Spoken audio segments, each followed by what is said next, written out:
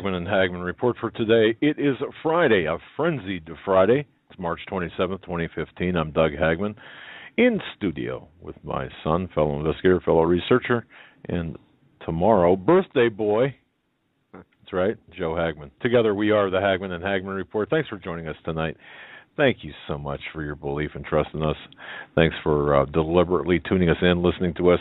We've got so much news, information, and analysis of the news to cover. We're gonna attempt to sit down here at the old kitchen table, conference table, if you will, maybe, in a setting here, and discuss what's really going on. Not in a Fox News Sunday type of situation, but just us, and conversationally, and without pretense and without the flowery junk that is unnecessary in these formulated sound bites and questions and softball stuff.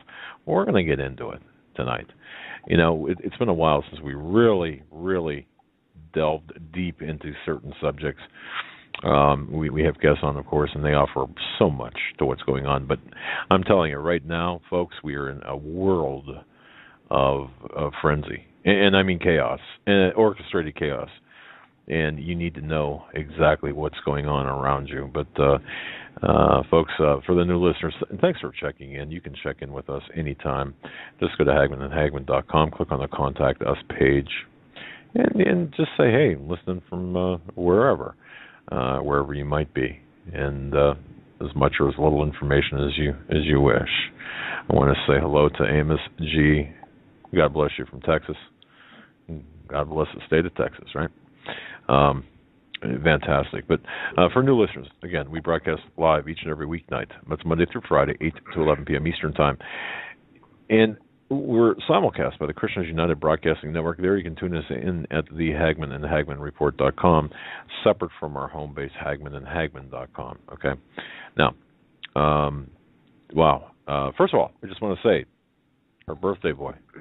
Tomorrow is going to be Joe's birthday, so just you can hold the cards and letters and stuff like that, right, Joe? Or yeah. But now he's going to be. I'm not going to tell you how. You know what? I'm not going to tell you how old he's going to be because I had him when I was 8. Okay, really.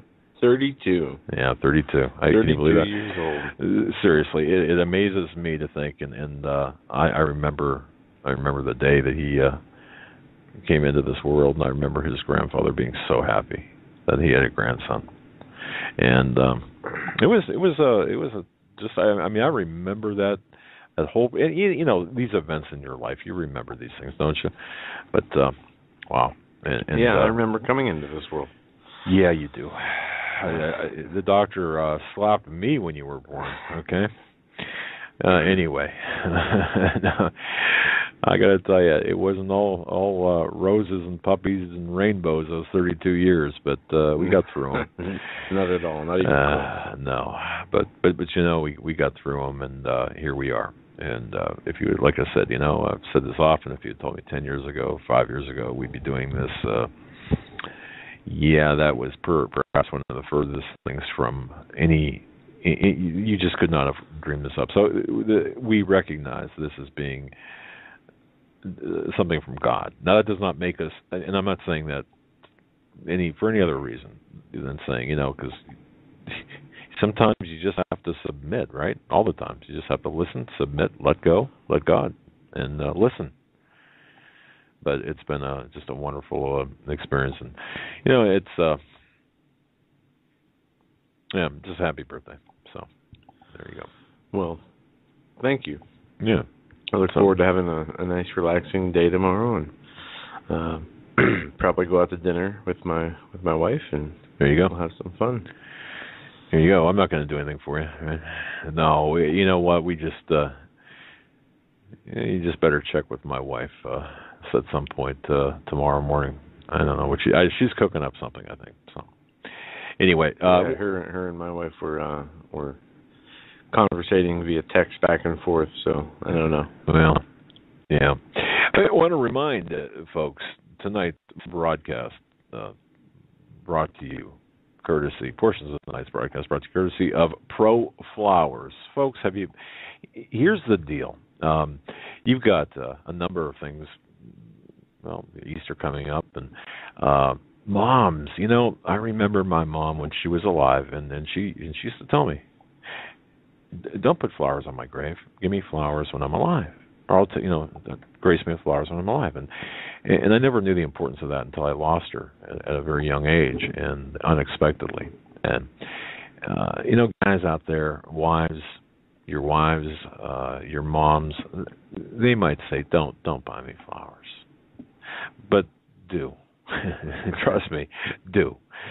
So go to HagmannandHagmann.com, scroll all the way down, or just go to proflowers.com. Either way, if you go to HagmannandHagmann.com, you hit the link takes you right to ProFlowers, or just go to proflowers.com. But here's the important part: up in the right-hand corner, there's a blue microphone. You got to click in Hagmann, Hagmann, in the microphone. You can click on the microphone box and click on the word Hagmann, and that will bring up a page that says "Welcome Hagmann and Hagmann listeners." I got to tell you, they have special offers only for our listeners. So don't tell anyone else. But ProFlowers, what a great company, deliver great flowers. So I want to thank them for being helping us out, sponsoring our show. ProFlowers.com, what a great company. And I'm going to tell you something. When your wife or your mom gets that box at the door, that beautifully packaged box, my goodness, a tear will well up, and your pocketbook won't swell up, okay, or won't be affected. They've got some great specials. Great company. Anyway, a lot to get into tonight. I asked Joe before the broadcast. I said, "Do you mind if I just talk a little bit about what's coming?" Although the episode is titled "Mideast Unrest in the Middle East," which is really the keystone of our program. There's something that's bothering me, and I've seen it a lot today, or the last week. And I mentioned it yesterday. We were talking about when I was talking about the problems with the studio, the mortgage, getting a mortgage, and somebody sent me an email, and I don't have the email in front of me, but whoever it was, thank you so much. I know you're listening. To Rick Wiles from March 25th, folks. If you have a chance to listen to Simon Black, The Economist. If you have a chance, on March 25th, Rick Wiles' archive, the first half is Simon Black. And it's interesting because Rick Wiles had a similar situation. I think he was buying his house. I listened to it real quick, and anyway, it was about the use of cash. And the reason I brought the studio up, the purchase and mortgage, the whole thing, and I don't want people to misunderstand. The reason I brought this up is not to say poor me or this is a personal thing.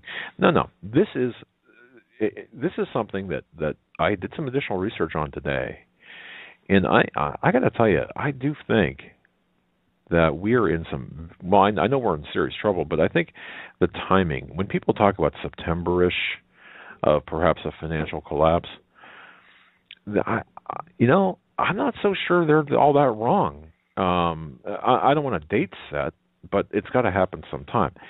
Simon Black wrote an article, More Capital Controls as France Declares War on Cash. Now, this is from the sovereignman.com website, his website. And it's age. It's a few days old. But one thing that I see taking place here in America is exactly what's taking place over in France. Now, let me just real quick here go into what Simon Black wrote. And about capital controls, the war on cash, and this is now talking about France, but I'm going to bring it home here to America and connect the dots. He starts out by writing that the French paper, the Le Parisien, well, they didn't mince words in the headline, and I'm not going to read the headline. Basically, hunting season on cash is launched under the auspices of fighting terrorism. That one phrase right there should send chills up everyone's spine now, today.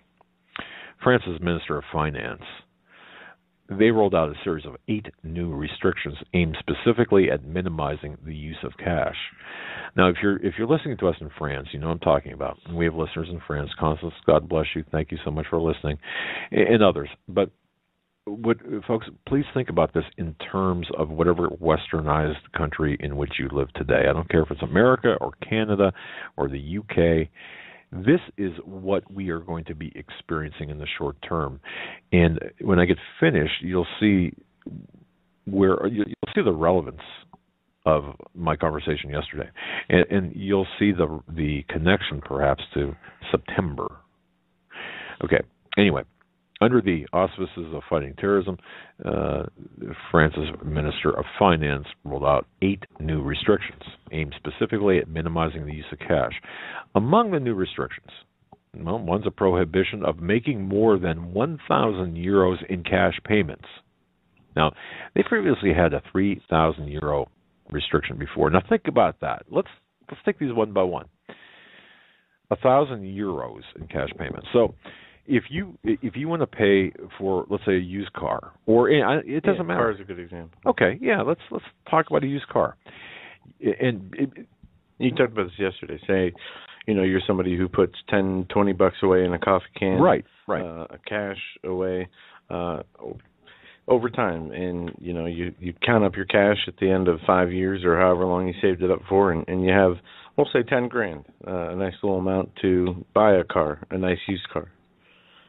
Well, you go to the car dealership. That's right. You have you say, to the salesperson, you find the car that you like, and we'll say it's $3,000. It's a Peugeot in France. Okay, $3,000 car, we'll say, and it's on the cheaper end, and you're ready to complete the transaction. Well, I have the cash.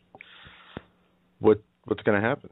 What's going to happen? You can't use it. Well, now in France, you can't do that. You've got to use a check or some sort of electronic cash, digital cash in France right now. Anything over 1,000 euros. So, what if I don't have a checking account?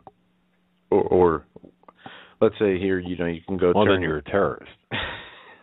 That's what they're trying to say, yeah. Well, see, everyone is going to be forced into this system where you will not be able to conduct any commerce with cash.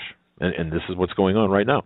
Because it went from, first of all, it went from no prohibition to a 3,000 euro prohibition. Now it's 1,000 euros. And pretty soon you're not going to be able to make any kind of transaction in cash. That's where it's headed. But it gets even worse.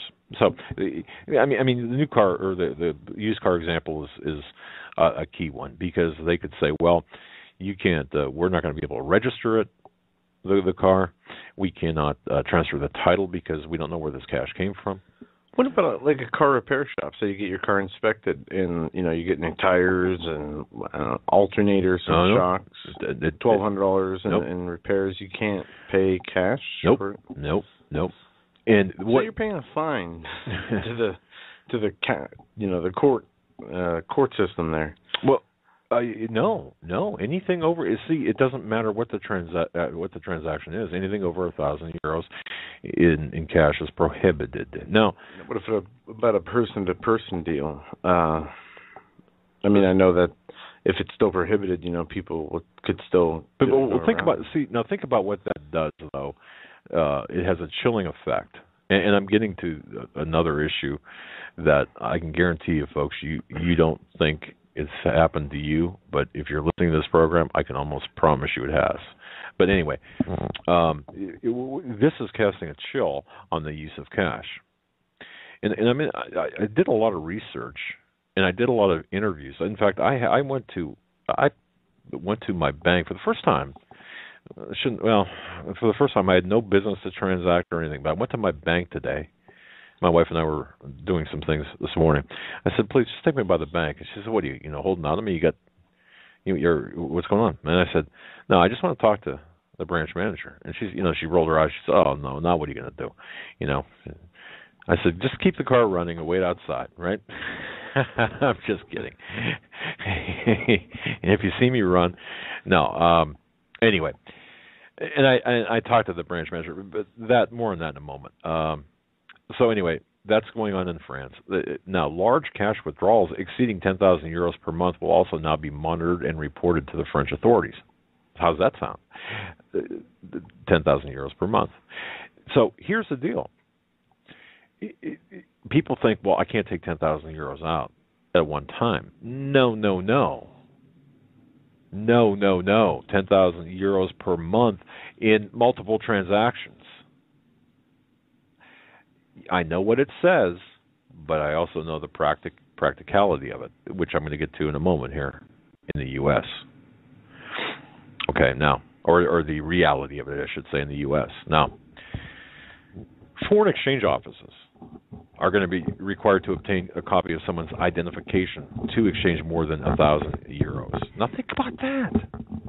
You're going to have to actually pony up, in France, your driver's license or something if you want to exchange more than 1,000 euros with another person or foreign exchange offices. Okay. There are several more issues beyond this.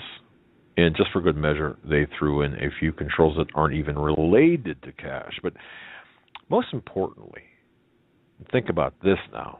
This is not necessarily, this is not related to cash, but it affects something even more important. Moving and transporting gold through France, even through a professional freight service, must now be declared and reported to French customs. So if, for example, you're using a courier service to go from to transport cash, and it's going from one country to another, and it's just going through France, you've got to report that shipment. You've got to register that shipment with France. Now, they're saying this. They're saying that they're doing this in order to combat terrorism, because obviously only terrorists, and let me throw in drug dealers, use cash anymore. A little bit about that. During our series of errands and things that we were doing today, I don't do this very often, but so I'm going to have a cup of Starbucks coffee. And was waiting in line in the drive-thru at Starbucks, and ahead of me were 4 cars. The very first car at the window, I didn't see what was going on, but the next 3 cars, I had a better view. And I'm not sure exactly what this was or what this is. Maybe maybe you folks know. But instead of I didn't see any cash exchange hands. I didn't see a debit card or an ATM card exchange hands. What I did see was the driver at the window holding up their phone. And the cashier person at the window, taking one of those scan things, the scanny things, whatever you do, scan guns, and scanning the phone. It was a phone, clearly. It was a phone. And they got their coffee or whatever it was. 3 in a row. I suppose I could have asked at the window what it was, but I didn't. Actually, my wife was driving, and anyway. So, anyway. Again, only terrorists and drug dealers apparently use cash. That's the mindset that they want you to believe. This is the programming that we're into. Now, there's another reason for this. The restrictions in France, as Simon Black points out, the restrictions in France are capital controls, plain and simple. And they're designed for one purpose and one person only. That's to keep people's savings trapped within the banking system. Interest rates in most of Europe are negative. And you know what? Mario Draghi, the head of the European Central Bank, president of the European Central Bank,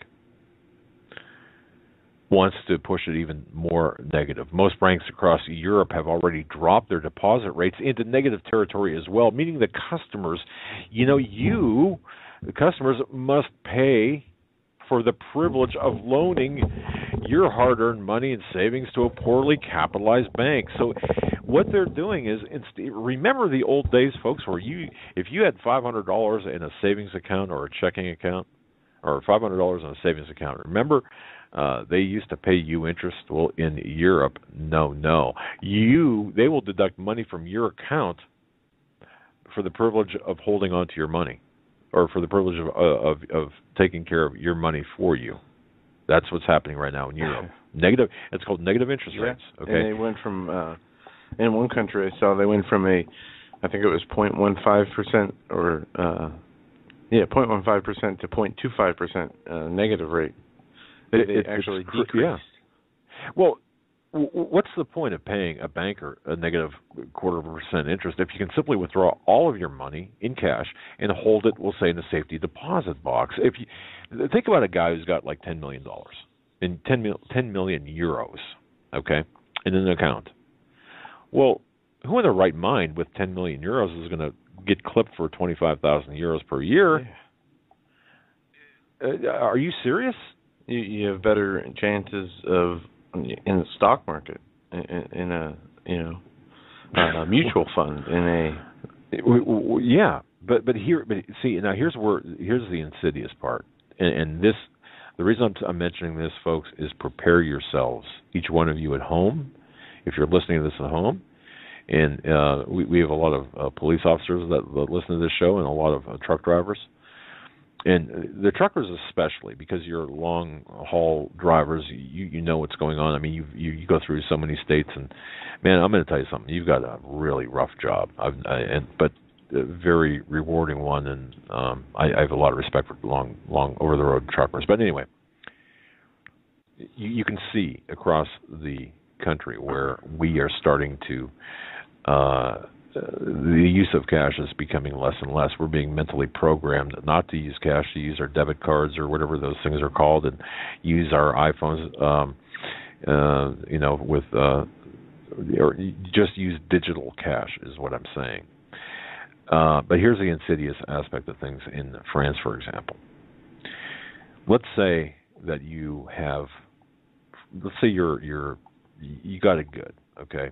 You've got like $1 million euros in your account, but you're getting clipped every month for that 0.25%, right? And they want to raise that.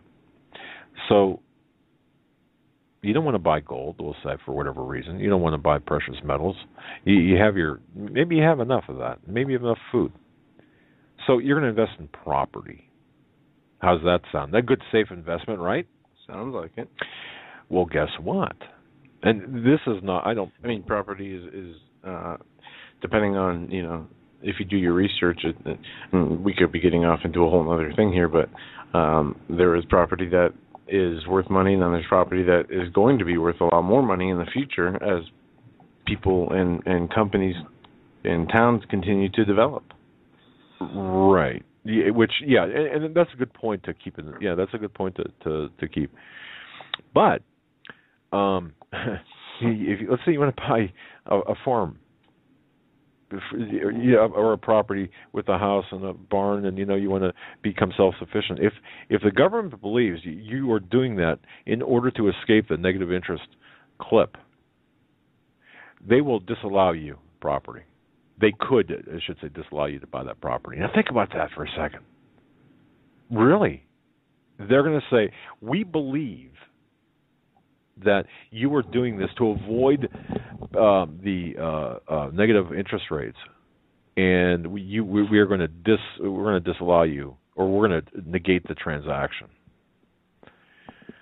Okay, now if you don't believe me, you can research this yourself, and I would encourage that you do. See, the problem is this: even if a tiny fraction of bank customers try to withdraw all of their savings, for example, or what's in the bank, it would collapse the entire banking system. Banks don't have the money. They don't have our money. And if you're in France, they don't have your money. If you're in the U.S., they don't have our money. They don't have the money. Simon Black writes, the most basic principle of modern banking is for banks to take money from depositors and gamble away upwards of 97% of it. It's called rehypothecation, whether it's making risky loans based on the latest investment fad, or whatever it is, or buying the bonds of bankrupt governments. and they hold a very, very, very tiny portion of the savings in reserve. Everything else is gone. Remember when I had talked to the bank clerk this was during the summer, and she glibly said, "Oh, we don't have we don't have a lot of money here. It's in the community. It's working in the community." All right. Okay. So I mean, if everyone tried to liquidate their accounts, there would be the banks would fail. Bottom line, run. Right. So hence capital controls, and their aim in the EU and in particular France is to close every possible door to eliminate every alternative that people hold that they have to hold savings outside of the banking system. So if you want to save your money in a bank at negative interest rates, no problem. If you want to buy stocks, bonds, again, this is where bankers and governments still profit, no problem. But if you want to hold cash, ironically, as Mr. Black does point out, that's called legal tender. They want to make it illegal. And if you want to own gold, they're imposing all sorts of reporting requirements. Now, these are not the policies of governments with strong financial positions and stable banks. Absolutely not. They're policies of a bankrupt government and illiquid banking systems. Now, it's happening, and as Western nations continue to go broke, it's going to keep happening, and controls are only going to get worse. It's only going to get worse. Folks, it is coming to America. It is coming to any westernized country, or any country with a central bank. And that's what, all of them, Joe? I mean, you're up on that, right? How many don't have central banks? 3? Iraq, Cuba, North Korea. Unless Cuba has entered into some sort of agreement. 3 lovely countries to make your home. Yeah. I don't think we have any Cuban listeners or Iraqi listeners. In Cuba, except for the government. But Iraq or Iran, no thank you. And North Korea, well, I don't like prison camps, so we'll stay away from there. Yeah. Anyway, yeah, exactly. But if you think it's not going to happen here, the United States, we are flat broke. You know this. If you don't believe me, just go to the General Accounting Office. Their financial statements there. What does it say? Bankrupt? Well, the total net equities, which is merely assets minus liabilities, is a negative $17 trillion. That's where you hear that $17 trillion in debt. Okay. A couple hours of overtime. Yeah. We pay that back, no problem.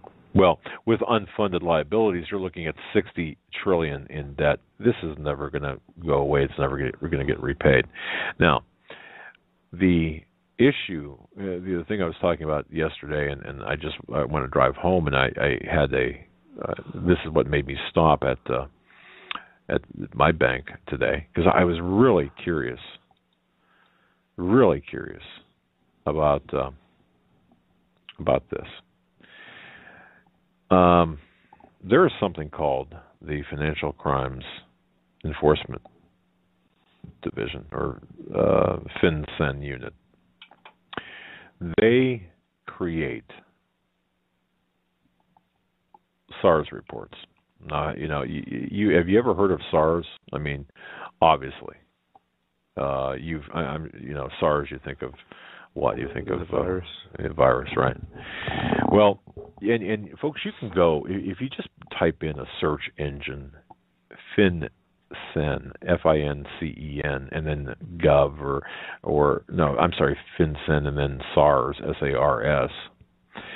It'll take you. You'll eventually find the Financial Crimes Enforcement Network, and you'll find a PDF on FinCEN Suspicious Activity Report. I had done this early today. Now, you'll find dated material, and you'll find a few some that go up to July of 2014. I'm not sure. I don't think I've found anything beyond that. But one of the things I did find was a map. And the SAR stats, or the SARS, is the suspicious Yeah, B, I can't talk here. The Suspicious Activity Report. That's what SAR stands for. So SARS is just the plural. SAR stats. And this is part of the Financial Crimes Enforcement Network. I'm sorry, there's a SARS stats July 2014, as I mentioned, on the internet. Now, here's the deal, which has the stats. It involves banks primarily, but also insurance companies, casinos, and card clubs, and other types of financial institutions. Here's what's going on in this country today. And chances are, if you're listening to this program, you have been reported to the federal government by your financial institution. I don't have any proof of that, but I do believe that to be the case.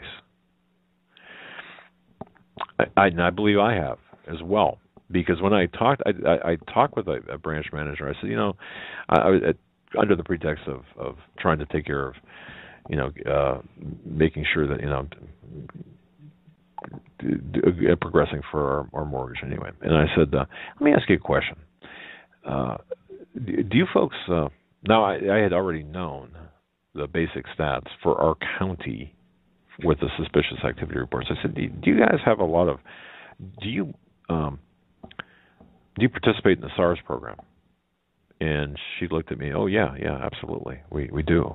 And why? She asked. And I said, I'm just doing some research, and she knows what I do. And I said, I'm just curious. Do you guys report like a lot of is there a lot of suspicious activity to report? I'm trying to be real, innocuous here and kind of harmless. And well, sure we do. We do report. And I said, is there any quota that you have? Oh, no quotas. But and I won't go through the entire conversation. But here's the bottom line. The banks have a wide latitude, and it's not necessarily just high reporting requirements, or if you're taking out multiple or bunches of money or transactions over 10,000 or whatever. It's really more of a instinct or a suspicion. Let's say you walk into a bank on Monday, take out money. Tuesday, take out money. Wednesday, take out money. The bank may say, well, look, that's pretty suspicious if you're not, we'll say, running a cash, or a business where you need change or that kind of stuff. And they will, in fact, report you to one of a number of agencies. Now, that doesn't mean that anything is going to happen. That doesn't mean you're even going to know about it. Chances are you'll never know about it. You'll never know about it. That's under, like, for example, undefined activities. And anything the tellers or the managers or the people of the bank consider unusual is suspicious. It's a very broad, all-inclusive theme, whether it's structuring money laundering, whatever. Now, the reason I bring this up is this is one of the tools that will be used in the run-up toward this economic collapse that we are going to experience. I mean, if you want to get into the nitty-gritty, I think we're into the nitty-gritty right now here.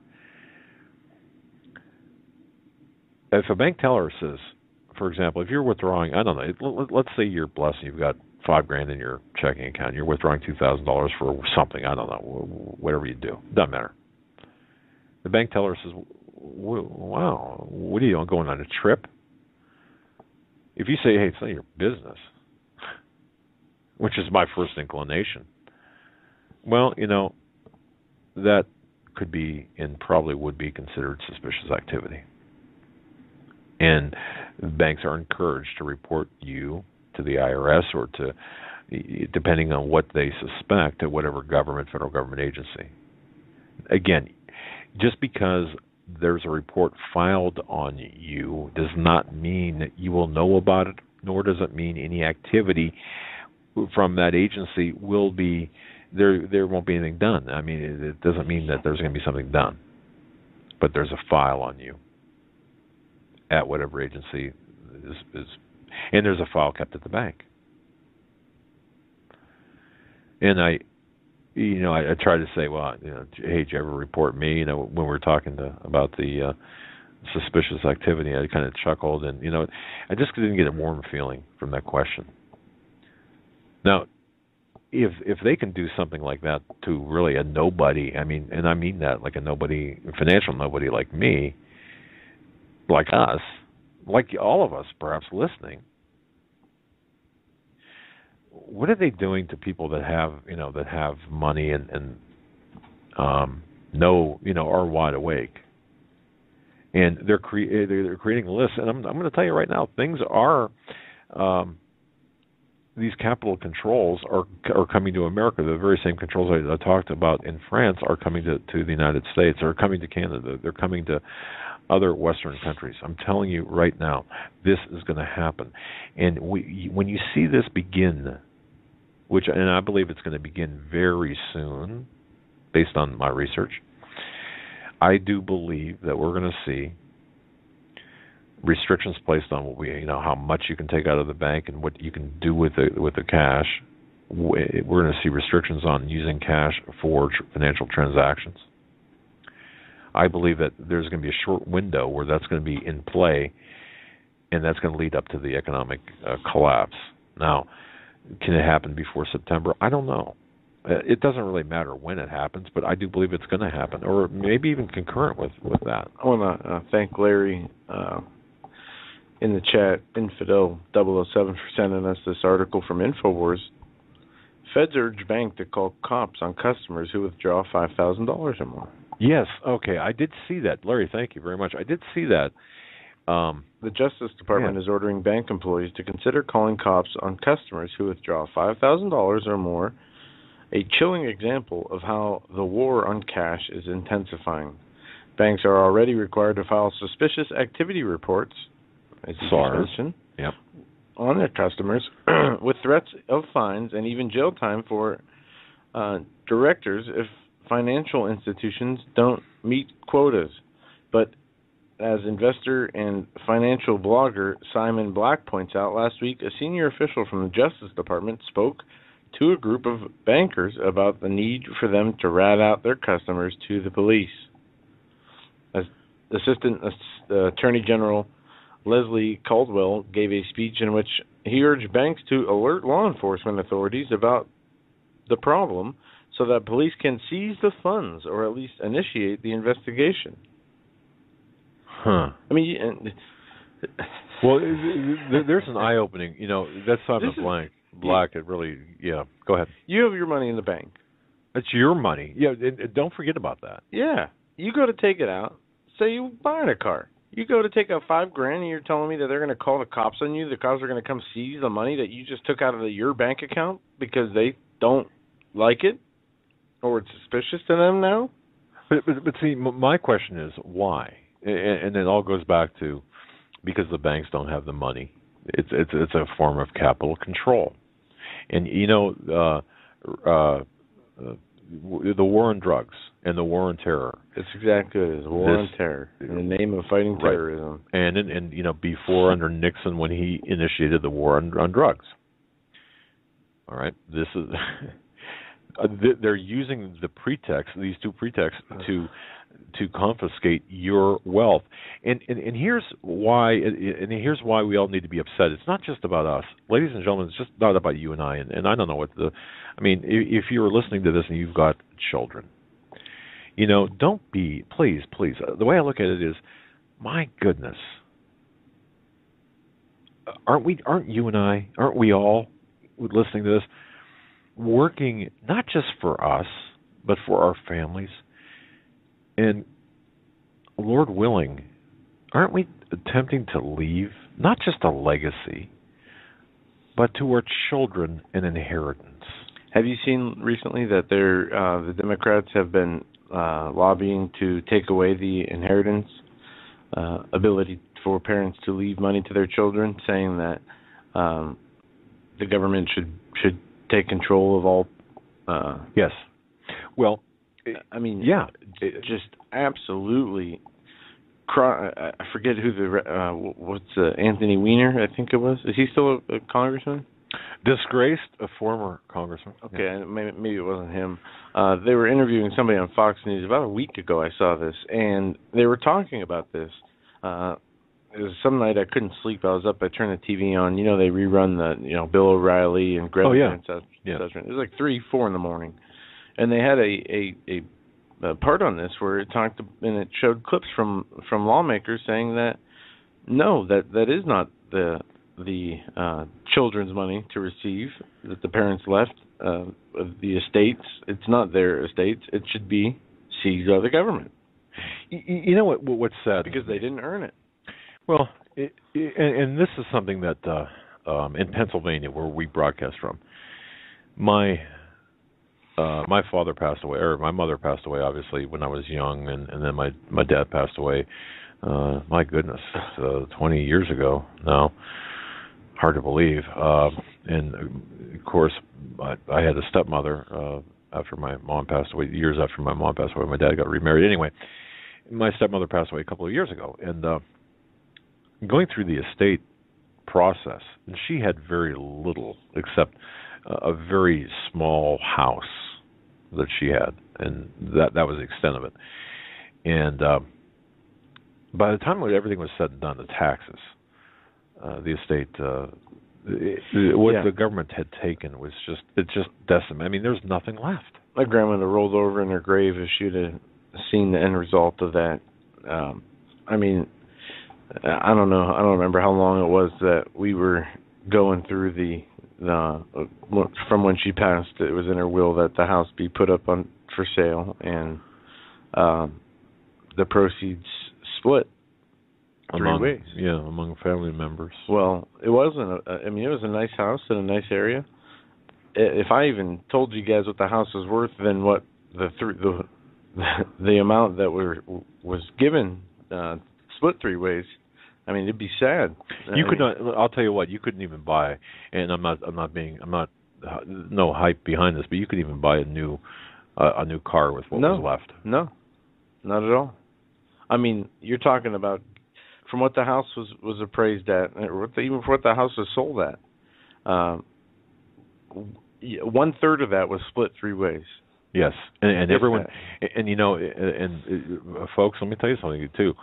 The creditors come out of the woodwork. The nursing home.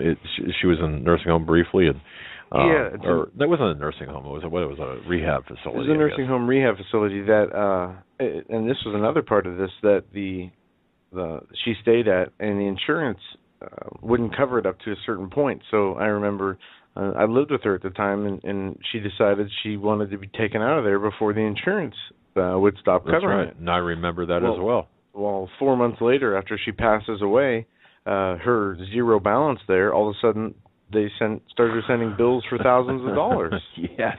And guess what?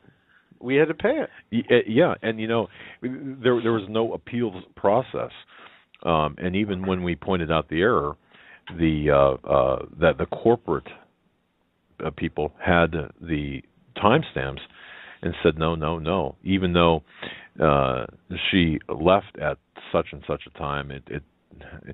That's a different problem. But anyway, I was talking about inheritance, but the goals, starting with Adam Weishaupt, who was a professor of canon law at the Jesuit-operated University of Ingolstadt. Well, a side note here, there are many researchers who believe that Weishaupt was not the one who originated the idea of the Illuminati. Rather, he was hired by the House of Rothschild to unite various esoteric ideas into a perfected formula. Well, Weishaupt drew from the deep wells of occult societies the bloodlines and blended it with the precepts that were honed to perfection within the Jesuit order. He perfected the concept that became known as the Law of Fives. Now, I'm going to give you this. Again, this is a side note, but it's important because we talk about the Illuminati and we talk about their influence. Well, here's the 5 laws. Abolition of monarchies and all ordered governments. Okay, fine. But number 2, the abolition of private property and inheritances. We're seeing this happen incrementally today in America. And it's the inheritance, that's obviously abolition of private property. Well, how is that taking place? You're seeing more and more, and I referenced this yesterday, that's why I referenced this, because it's important to understand, yeah, there are mortgages out there, people are buying and selling houses. However, they're tightening up the restrictions well beyond anything that normal people can even, I mean, basically, you've got to, you know, they're thinning the herd. Okay, the abolition of patriotism and nationalism, the abolition of family life and the institution of marriage, and the establishment of communal education of children, and finally the abolition of religion. Those are the five laws.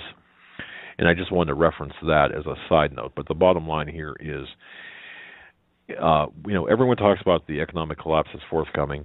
We're seeing it taking place in France right now. We're seeing it here in real time in the United States incrementally. Folks, everyone listening to this, understand that pretty soon cash will become criminal. It'll be a crime to hold cash, to have it in your shoebox, under your mattress, in your backyard, and in a hole, or wherever you might put it, or even in a safety deposit box. Mark my words, it's coming. And they're going to limit cash transactions so they can. That's the intent, and they're doing it. This is the other thing too, Joe. You know about this, and we've talked about this, but this is so important. They're using social networking as a tool to mold the opinion of a condition the younger people to use the convenience of digital currency. Absolutely. Okay, this is a tool. So every tool that's created for something good, like social networking, like the internet, how convenient is it to be able to e-file your taxes? I mean, that's convenient, right? Well, you shouldn't have to. That's a whole different subject. But anyway, or what about Amazon? Or you're through a click of a mouse, you can pay your electric bill. That's convenient, right? But the dark side of it is what we have to think about. It might be convenient to pay your electric bill with the click of a mouse, but what's it doing? It's conditioning you to accept the fact that you don't need cash. You put it all in the bank, and it's all in the bank, and it's out of circulation, and you see it's a great Ponzi scheme. But understanding the complexity of the Ponzi scheme is a little bit different than understanding that, or just acknowledging the fact that we're in one. So when we talk about the fact that perhaps we're going to see a bank collapse, the Shemitah year, the Jubilee year, the September, the blood moons, all of this, and we could see an economic collapse. I don't know when. I don't know the timing of it, but I will say this: there will come a point in this country where, through SARS, the FinCEN, the Financial Crimes Enforcement Division, and through SARS, I mean, your banks are reporting on you. I can promise you that if you look at the numbers, it's interesting to see the numbers. And yes, as a side note as well, they're watching the numbers of reports. There's no quotas necessarily, but if your bank, for example, or your financial institution, if they're not filing SARS reports, you can bet that someone from the FinCEN unit is going to be in that bank wondering why. Well, in the article here, they reference, and I closed it out, that there's quotas that need to be met for these. Well, they don't use that word. I mean, maybe the article does, but the FinCEN unit does not use quotas, the word quotas. But they highly encourage dialogue between the institution and the federal government. Okay. Anyway, it's so important right now because everyone's got their eyes on the economy. I mean, obviously Middle Eastern stuff, but everyone's got their eyes on the economy. But really, are we really understanding the mechanics of how things are going to maybe start popping out of place? I'm telling you, This is a big part of it. And so realize that chances are you have been or will be at some point reported to the federal government, but just by suspicion of your financial institution. You might say, well, I don't have all that much money. There's no minimum amount, $500. I mean, there's no minimum. People say, well, anything over $5,000 is reported or $10,000 is reported. Well, that's true. But the majority of the reports, if you look at the SARS documentation and the stats, the majority of the reports don't deal with with that. It deals with the suspicious activity of lesser amounts and the aggregate over a period of time, as well as other suspicious activities, including fraud. I mean, the report's eye-opening. It really is.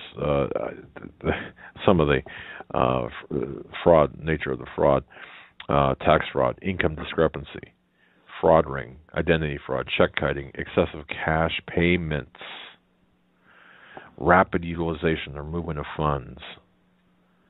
Let me just look here. All things that legitimate businesses and business people engage in for legitimate business purposes. Check kiting. I mean, who hasn't? I shouldn't. I know. Is that when you don't have the money in the bank and you write a check? Yeah. We do you play the time. float. The day before you get paid, you write a check because you have no grocery. Yeah, we do that all the time. You play the float a little bit. Well, they want to. I mean, hey, when they do it, it's okay, but when you do it, it's a crime. Oh, well then. I guess we don't do that all the time. And once more, if you really get into the SARS reporting, and I think what I'll do is I think I'll do an article on this, because I really think that this you really need to understand how important this is, and we need. I mean, we better pay attention to this, because one of these days you're going to go pay for a car in cash, a used car, a clunker, and they might confiscate the vehicle or not allow the transaction to go through. So, and Rick Wiles in the March 25th episode did relay a personal experience he had trying to use cash to buy a foreclosed property on for his personal residence, and he couldn't use cash, or he couldn't. You listen to the March 25th episode, but I thought that was rather interesting. So anyway, but this is all being done because of the Ponzi scheme that we call the economy and the central banking system. And the ultimate goal here, and objective, is for you to have all of your money in the banking system. Everything's digitized, digital money, and this is the ushering in of this one world economic system that will usher in the political and religious systems and the mark of the beast and the Antichrist himself. And that's the larger picture. I hope that made sense to you. And I hope that was worth, please, this is not trivial. This is not trivial. This will affect every one of us, and this is how we live our lives. So you think using your iPhone to buy a cup of Starbucks coffee is convenient? Understand what the other side of that is. And this is the greatest surveillance state that the surveillance has never been more extreme than right now. By the way, the issue that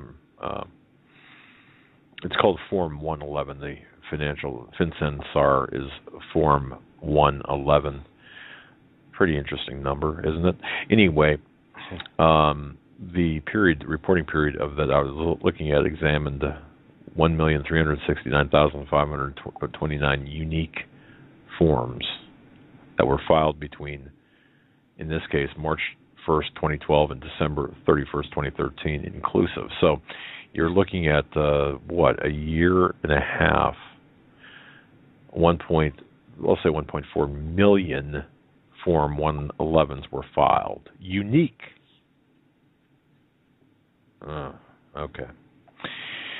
Okay. So please be aware of what's going on and be aware of what the objectives are, and know that we are headed for certain disaster, economic disaster. And there's the kind of an insight into a little bit more, explaining a little bit more in the rush to digital currency, because you're not going to have any. And expect also for basically all transactions are anything inside within the banking system, whether you write a check, and this is the other thing I found out too.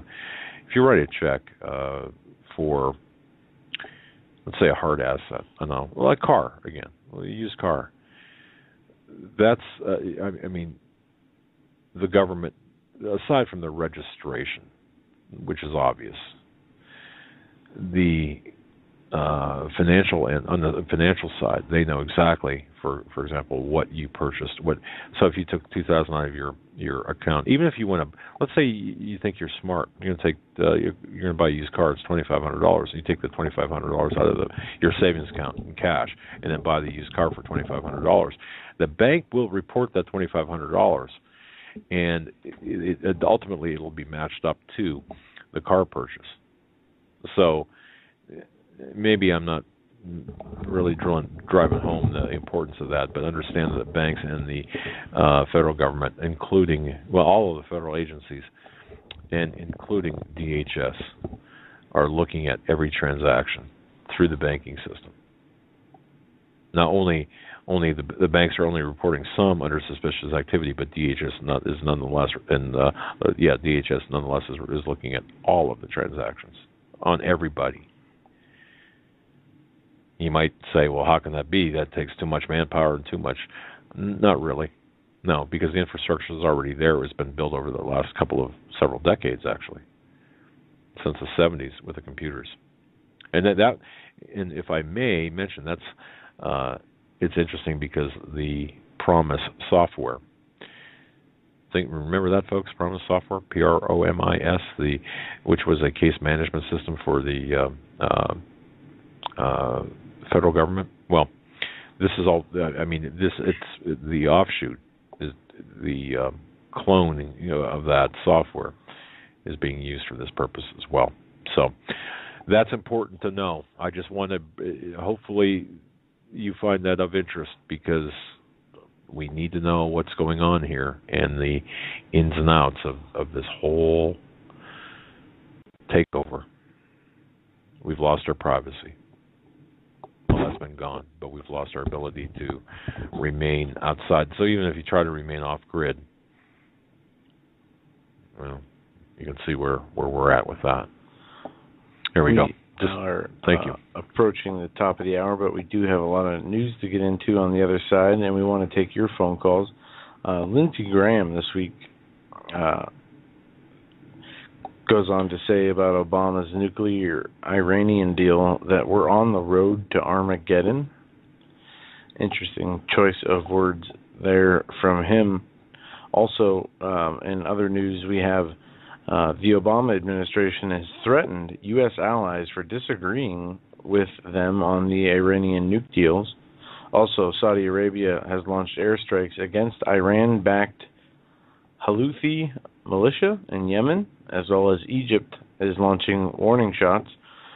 Also, head of House Benghazi probe says Hillary Clinton wiped out her email server, wiped it clean.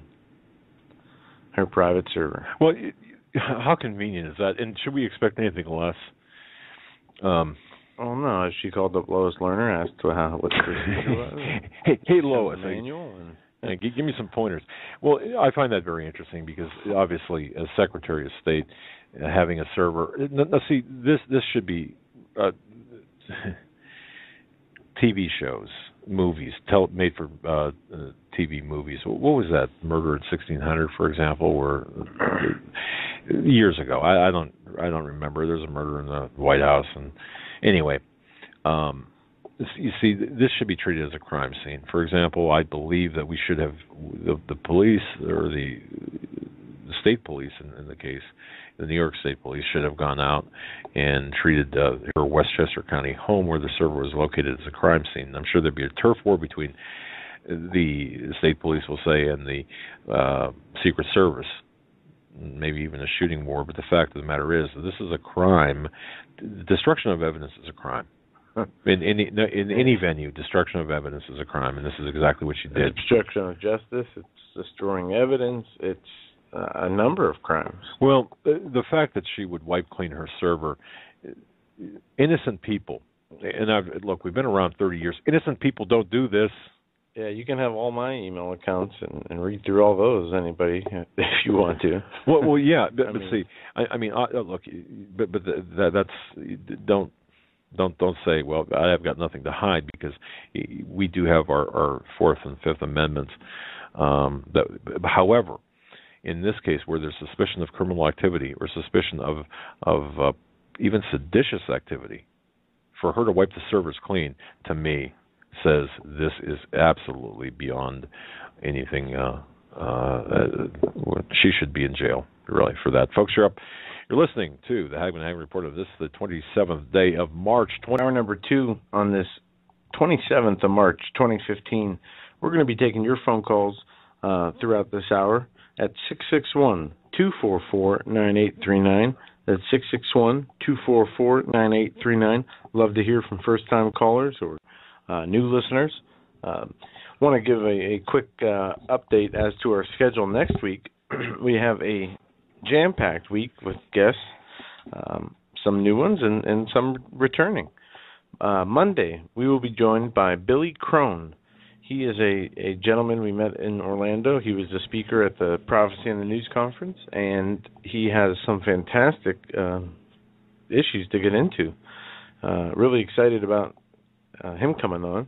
Then Tuesday, as always, every Tuesday, we have Stan Dale, the real Indiana Jones. He'll join us for 1 hour from 9 to 10, and it's always a pleasure with so much going on in the world, changes, earth changes, and things that we see happening. He is the man to talk to. Wednesday, it's been a while since we've had this gentleman on, Mr. Doc Marquis, and I got to thank Doc publicly. Me and my father do. He wrote a fantastic article that is on News with Views right now. Or you can go to It's a God Things Production 777, which is his website, and he wrote a fantastic write-up about the conference, and wrote a bunch of nice compliments about us. Very flattering article. Yeah, man. Thank you, Doc. God bless you, my friend. But he's working on a book, not another DVD, a book, exposing the Illuminati, and that's not the title, but I'm not going to say the title. Yeah. But it sounds very interesting from our talk earlier. Then Thursday, Nathan Leal will be joining us. Nathan, great. He's got some new stuff. Oh, man. And you're not going to want to miss that show. And Friday right now is still open, but we have some calls out there, and we're waiting on some return calls. Friday might be a very special guest. We just can't announce it. Full week next week. Yeah, and that's why and we're going to be doing news as well, interspersed with those guests. But I got to say that with folks, with all the seriousness, looking at the world situation, the chaos in the Middle East right now, and the chaos, you might think that it's the incompetence of Barack Hussein Obama. Barack Hussein Obama is not controlling things. No. Okay, it's the people that are above him. It's the people that are around him, and people might say, "Well, my goodness, this happened. Everything that's going on right now, it just kind of blew up all of a sudden." No, it didn't. If you look back, in fact, I was listening to the program "A View from Space" this past weekend, and the topic of the program, or part of the program, was talking about Iran and their ambitions for nuclear ambitions, and how this all started. And if you go back in time, you can see where we've been we have been dealing with Iran in through backdoor deals as well as Western nations for a number of years under Obama, and it's that what with respect to the agreement, and I found this rather interesting. Let me grab my my notepad here. Okay. The P5+1 group. I don't know how many people have ever heard of that, but it's an economic. It's 5-member nations. Right. It's a UK heading this up.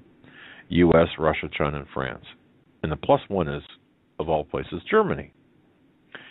Now, if you do the Illuminati numerology of P5+1 of this little coven. Well, P is the 16th letter of the alphabet, 5, self-explanatory, 1, self-explanatory. You come up with 13, that perfect number. For those of you who believe in this, and you know, you don't have to believe it. They believe in it.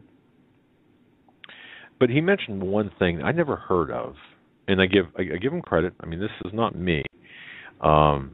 It's what I heard, and I did some research on this, and I thought, my goodness, it's very interesting. Two things. Keep this name, ladies and gentlemen, in your.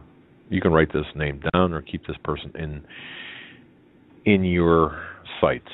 Catherine Ashton. Catherine Margaret Ashton.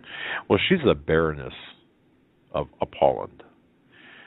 She was born in 1956 in Lancashire. She's a British Labour politician. Now, she's got a designation of GCMG, which I don't even know what that means, except it's pretty high up there in terms of British royalty. She's the first vice president of the European Commission, and she was behind a lot of these deals, along with John Kerry of late with Iran. Now, that's number one. And number two, he also mentioned that John Kerry is one of the wise men, one of the 6 wise men. And I'm not going to get too far into this because this would go off on a pretty deep tangent. But there's a book out there, a book written by a guy by the name of Walter Isaacson and Evan Thomas. Well, Walter Isaacson, we used to run CNN, and Evan Thomas is a professor, I believe, at one of the Ivy League, I think maybe Princeton. Anyway, they wrote a book. I think it came out in 1987. It was published. In fact, I ordered it, called The Wise Men. It's a mere 873 pages. But what this book is about, and I'm going to turn it back over, and we're going to hit some news. But here, what this book is about is the lives of 6 policymakers: Dean Acheson, Everett Harriman, George Kennan, John McCloy, Charles Boland, Robert Levitin. That's 6. Their role in the creation of the world, forming the world in a post-World War II setting. Now, I'll report on this after I have time to study this and research this book. But apparently, there is a club known as the Wise Men, of which John Kerry is part, and it's a super secret club, if you will. Now, again, I'm not going to get into the intricacies of it, but also just note the existence of a secret group of this group called the Wise Men, and it began, of course, in a post-World War II setting. But John Kerry is now, one of within that club, and I mentioned that in the context of the Iranian deals that are taking place. Wise men. I saw the You sent the Amazon link. Yeah, I did. Yeah, I ordered it. Fitting name, I guess. Huh? But it's interesting some of the reviews. I mean, the reason I wanted to take a look at this is because there's information in there, obviously that would provide the background for what's going on today. The authors chronicle the activities of these people. They talk, of course, they talk about them in glowing terms. Ervil Harriman, okay, in glowing terms now. But it obviously gets back into the Woodrow Wilson administration, their Ivy League educations and such. So there's a lot of hidden golden nuggets here about these hidden architects of the world, these hidden architects behind the Truman Doctrine, the Marshall Plan, the Cold War. And I believe that's important background to find these hidden nuggets and stuff to make sense of what it is today. But the purpose of that, I said, is the purpose of that for me to mention this is because Kerry being part of this and Iran making deals with Iran, well, it has relevance to today. And now, okay, you know, but this controlled chaos that we're seeing in the Middle East is not in no way, shape, or form is because Obama just is a goof. No. This is planned and organized, and it's taking us to the brink of a shooting war, a hot war, and we are going to be pitted against Russia. And remember the articles, Joe, that I had written about Syria and about provoking Russia, the death race to Damascus, the road to World War III, the path to World War III, where the United States will be against Russia, and it's coming true. I mean, it was. I believe that there's a lot in there. When we were going after Syria, we still are via ISIS, and isn't it interesting that we are now today fighting alongside the Iranians against ISIS, while we're fighting alongside the other. We're fighting on both sides of this, and it's very difficult for people to understand. It's very difficult for me to understand how we can actually fight on both sides. We can fight with a Shiite regime and fight with a Sunni regime, and be on both sides of the conflict. But that's typical Hegelian dialectic. It's typical Illuminati. Be on both sides of the conflict and be the saviors or the solution bearers at the end of the conflict. Right. Also, the financial they are the financial benefactors of funding both sides. Well, watch this weekend, and if this is significant enough, if what I think is going to happen, we might have a show on Sunday, or at least because we need to be talking about this. And I think Billy Cronin is going to be on Monday. Is going to be talking about the current events as well. But it's possible that by Sunday there will be a deal with Iran and the United States and Western powers have essentially acquiesced to Iranian demands. We've caved to Iranian demands. Now Saudi Arabia wants nukes. The damage done by the release of that 1987 document earlier in February, or it was more than the content of this 386-page document that was released. More than that, it was the fact that we did it. Okay, it's like going into your neighbor's house and stealing a $2 kitchen or $1.99 magnet off their refrigerator. It's not the value of the magnet. It's the fact that you actually stole from your neighbor or did this to a good friend. I mean, yeah, these are state secrets that are kept between allies in order to, have an idea of each other's arsenals, their plans, to know, as an ally of Israel, say they were to be attacked, we would know where all their strategic locations are, where their nuclear payloads are, where they would be launching from, where they would be storing them. Now all this information is being released, so everybody knows. Right. Which is dangerous. very dangerous. Well, yeah, exactly. And unless there was a separate reason for this release, and this was more of a political maneuver than a slide against Israel or backstabbing against Israel. Well, there's much more than remains that. To be seen.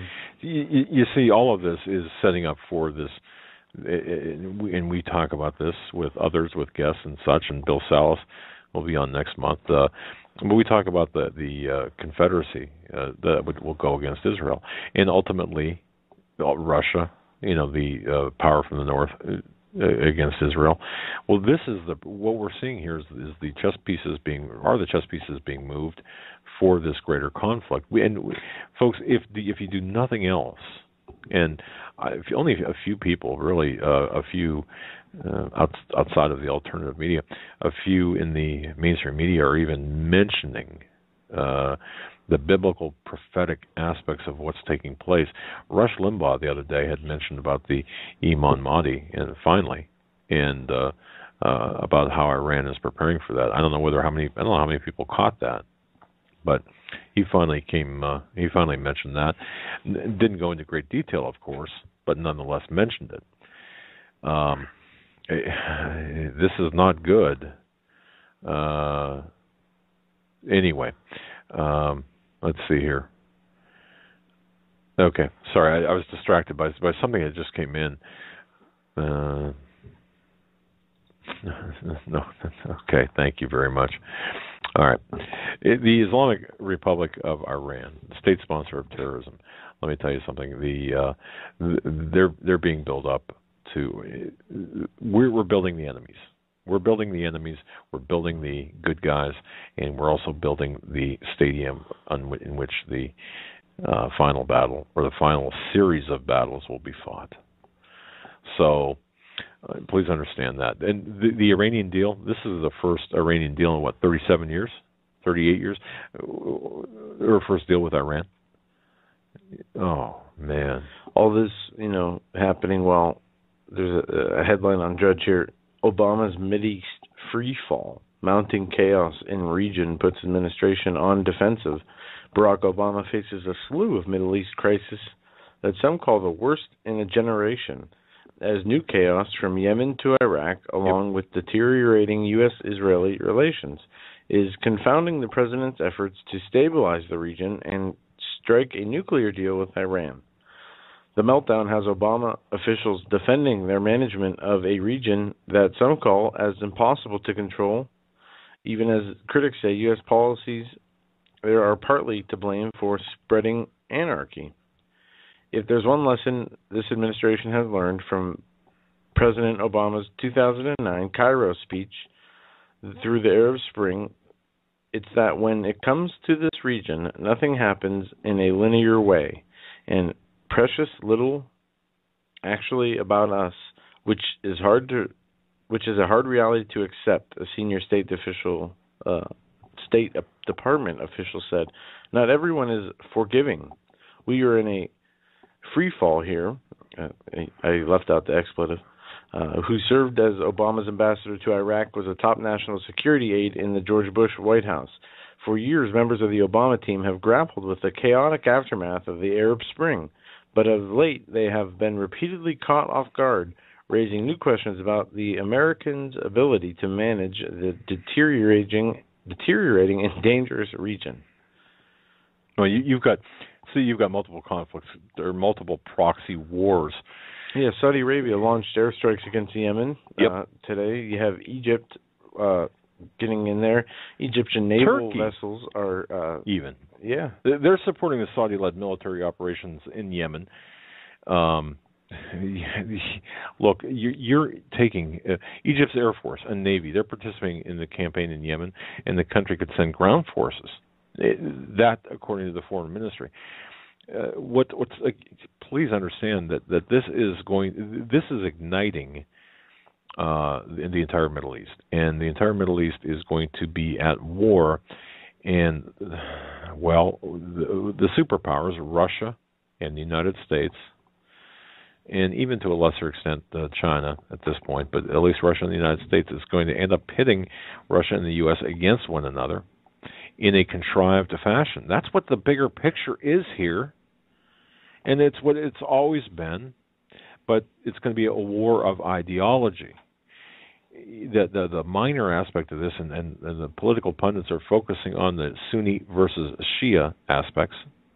Please don't limit yourselves to thinking that, although that's what the mainstream Illuminati-controlled media wants you to think. This article says the proxy war between Sunnis and Shiites, which has kept the Mideast in seething in recent years, took a sharp turn yesterday when Sunni states led by Saudi Arabia entered for the first time into direct military confrontation with the Iranian satellite, the Houthi militia in Yemen. Yeah, you can't. But see, you cannot limit this to a Sunni Shia. Even at that level, you've got that conflict, that war, that ideological battle going on. Fine. But you've got the larger ideological battle, which is what? It is Islam versus the Christians, Islam versus everyone else. That's the ideological battle. And that's the very battle spoken about by Pike Mazzini, the letter back in 1871.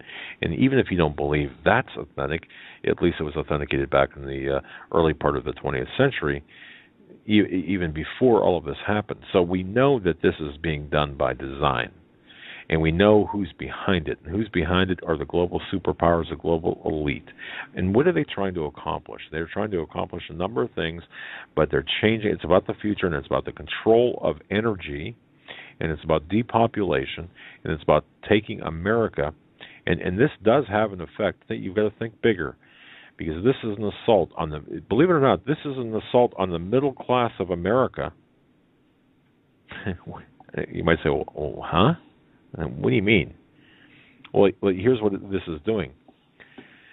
This is taking military assets, or will take military assets, into the continent of Africa, whether it be North Africa or Central Africa or even South Africa. And watch Central and South Africa.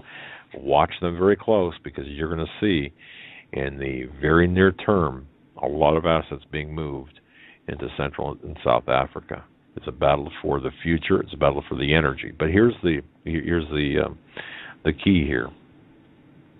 We are, when I say it's an assault on the middle class, when you move military assets for the free flow, to protect the free flow of energy, you have a war that's being waged against that. And once that happens, once we lose that ability to guarantee the free flow of energy, we will lose our current reserve status. Okay, you see where I'm going with this? Mm-hmm. And who? Well, when that happens, who suffers? What will the loss of currency or reserve status mean? What will it look like? Well, the reserve status would be delegated to another currency. Yeah, I mean, what would that look like? It would look like we would, in Canada, for instance, they pay about double for gas what we pay, along with the rest of the world. Yeah, it's from what I understand, if the dollar was taken off as the world reserve currency, the prices of everything would basically double overnight. That's you're talking and it's going to affect the poor and the middle class the most, and ultimately we are going to, and this is going to take place right, as I said earlier, right at the same time the capital controls of the are going to be placed within the United States. So this is a perfect storm that is being guided by the superpowers, by the power brokers, the Illuminati. Now, have you heard about Operation Decisive Storm? Well, I'm sure you have, but you just maybe it hasn't. You haven't heard it under that name. Last week, allies with their fighter jets joined. Well, I think it was yesterday, actually, or Wednesday. Saudi Arabia launched Decisive Storm. It's a military operation targeting the Houthi rebels who had vowed to dislodge Hadi in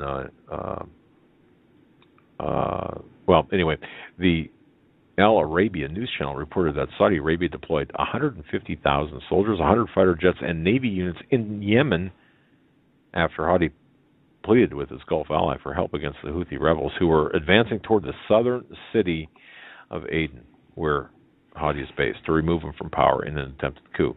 So you've got Saudis now deploying troops. You've got, and I had mentioned Egypt, and you've got non-Gulf states too. Jordan is wanting to get into the mix here. Morocco.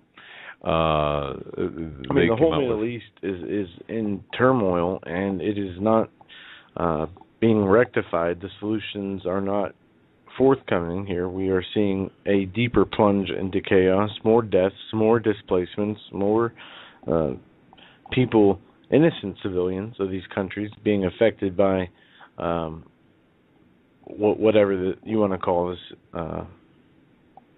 alliance against ISIS, or the Islamic alliance against the Islamic State. I don't know. But to me, it seems like the countries that we're seeing now are the major producers of oil, Saudi Arabia being one, and major allies of the U.S. Yemen was hailed as one of the bright spots of the Arab Spring, coming out of the Arab Spring really unscathed with minimal problems, has plunged into the turmoil that we are reading about in the news today. And where will this take us? I mean, you always said that World War III will start in Syria. And that's exactly, it's still, I still believe that. We saw Egypt and their leadership fall. We saw Libya and their leadership fall. We saw Syria and their leadership stay, but the fall of the country and the citizens of the country, that turned into a civil war zone. And since then, it's spiraled out of control into all these other countries where we saw minimal growth and steps toward some semblance of democracy and normalcy, if you will. But now it is almost seemingly unmanageable. Well, this is planned this way, and I do believe there's a date certain for this new caliphate to be, this new Islamic caliphate to take over. I do believe that's, you need, enemies can be enemies in reality, and they are. For example, communism is an enemy against freedom. Okay, so you fight communism, but they can also be created or facilitated and boosted. This is where we are funding both sides of the conflict. We saw this during the Cold War. Okay, well, a better example would be the Nazis, and how a lot of American or Western, I shouldn't say American, just American, but Western money went into to create and facilitate the National Socialist Party and the Nazis, and yet we were fighting them as well. This is, now you saw it with the Cold War as well, where the communist Russia, the Soviet Union, was created or was coalesced after the, learn your history and how we fought communism with the Cold War. Now this Cold War, once the fall of the Soviet Union happened, we needed a new, obviously you hear this all the time, we needed a new boogeyman, enemy. Did we hear anything before the fall of the Soviet Union about the Muslim terrorist threat? No. What happened? Did they just appear? No. They were created by Western intelligence, and you could even go back to the creation of Saudi Arabia early in the 20th century, and it was created over oil deals. And it's all about energy. It's all about oil, even today. When I say oil, I'm talking natural gas as well. But this is what this is all about. It's a war for the future that involves energy, oil, as well as central banks, the money, and the lack thereof. The countries that don't, the lack of money. This is a banker's war that's forming up with an ideological component, and that's what it's. It also has to do with keeping their house of cards held up, their fiat currencies and banking systems put together, as we have, $18 trillion in debt, and if you add the derivative debt, what is it, a quadrillion dollars in debt with derivatives added in there, just a black deep hole that is never ending of debt, where there's no way to get out of it except for war, a war, financial collapse, and a reset into a new type of monetary system. Right. Yep. And us everyday laymen, we're not the cause of this debt, but you can sure bet that we'll be the ones paying for it with our blood, with our labor, and with our assets. I mean, well, what little we have, right? So all of this is just huge. That's why too. If you look at things a little bit differently, and you might think, well, some of the stuff that we talk about, maybe a little bit too difficult to really consume and consider. Okay, I find it very interesting, and I spoke of this before, and I think it's important to. I really think it's important to mention. Playing out before us, one of the most important countries in Europe with respect to the European Union is Germany, economically speaking. Mm-hmm. And I just want to reference this very quickly here. And at first I thought this was kind of a way out there story, but now I'm seeing where a little bit of planning and forethought could very well extend into what we're seeing today. Now, Merkel is going to be playing an important part economically in the economic aspect of the European Union. Well, Angela Merkel, if you look at her resume, she's kind of like Obama. She's got she was nothing before she became Chancellor of Germany. She was born in the communist portion of Germany back in 1954. Her biography says that she was born on July 17th, 1954, 7/17. An important day, the 17th, seventh month, the 17th day. Important day, TWA 800 went down. You had MH17 going down on 7/17. Anyway, she was. The bottom line is this, without getting into her whole bio. If you look at what was going on in Germany during World War II and Hitler, you find that there's this interesting guy by the name of Dr. Klauberg, Klauberg. Okay, Klauberg was just a pretty despicable guy. He was a German physician, Dr. Karl Klauberg. He was one of the Nazi death doctors. He was convicted by the Soviet courts and imprisoned. When he was later recognized as this brilliant scientific mind, he was released after 7 years. He was recognized as a father of artificial insemination. Well, how does this apply to Angela Merkel? Well, again, I mentioned this before. The essence of Hitler was extracted or saved by this Klauberg guy. The forces of darkness in high places, well, they tried to produce a child from Hitler's essence, if you will, for occult and Illuminati purposes. Well, Klauberg, and there are documents to show this, that Klauberg brought the youngest sister of Eva Braun, Hitler's wife, whose name was Gretel, to East Germany. And the result of the experiment produced not a biological son of Hitler, but a daughter. Now, Hitler was born on April 20th, 1889. Merkel, in reality, was born, now this is against what her biography says, on April 20th, 1954, not July 17th, 1954. Now, April 20th is 11 days before the high Sabbat of Beltane, but I can see why both numbers are important, or both dates are important. One's Hitler's birthday, the other, of course, is the Illuminati 7 number. Anyway, so Angela became a custodian of the Catholic Church through its connections with East German Lutheran Church, and on and on and on and on and on.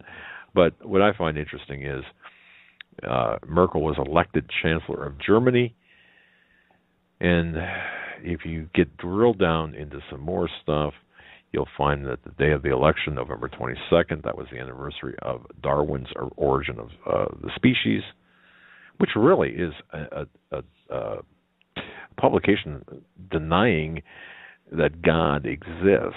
Okay, so, of course, November 22nd, 1963, there are a lot of connections, and some maybe admittedly perhaps coincidental, others, well, it seems like there's some architecture here with this. But she's the head of the powerful G8 economic cartel, or was involved in that. And the biggest thing, and the last thing I'm going to point out, is Merkel has this extreme obsession with the works of a guy by the name of Richard Wagner, a Satanist, an occult composer. She admitted that in July of 2005. Now, Wagner wrote the infamous composition Parsifal, which is just an occult and demonic, is a favorite of Hitler. And Hitler stated that the music of Wagner occupied his mind and was always present in his mind. Merkel, much like Hitler, is deeply fascinated with Wagner's role of the Valkyries. The Valkyries were the minor female deities that would ride through every battle and gather the most valiant of the slain and carry them off to a place called Valhalla, where they would wait to join the army of Odin in the last battle at the end of the world. If you don't think that the Illuminati and the occult people are involved in what's going on right now, man, oh man, this is the economic part of it.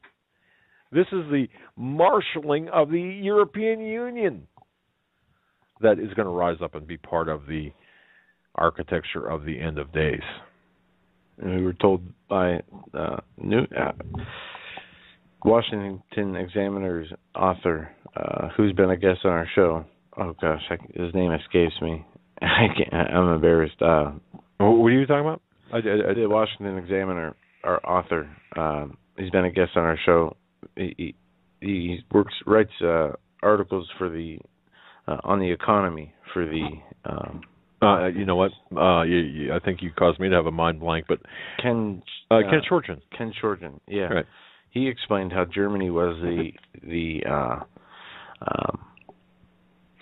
if they were to pull away from the dollar as a world reserve currency, that would be the domino that is needed to fall in order to bring that to fruition.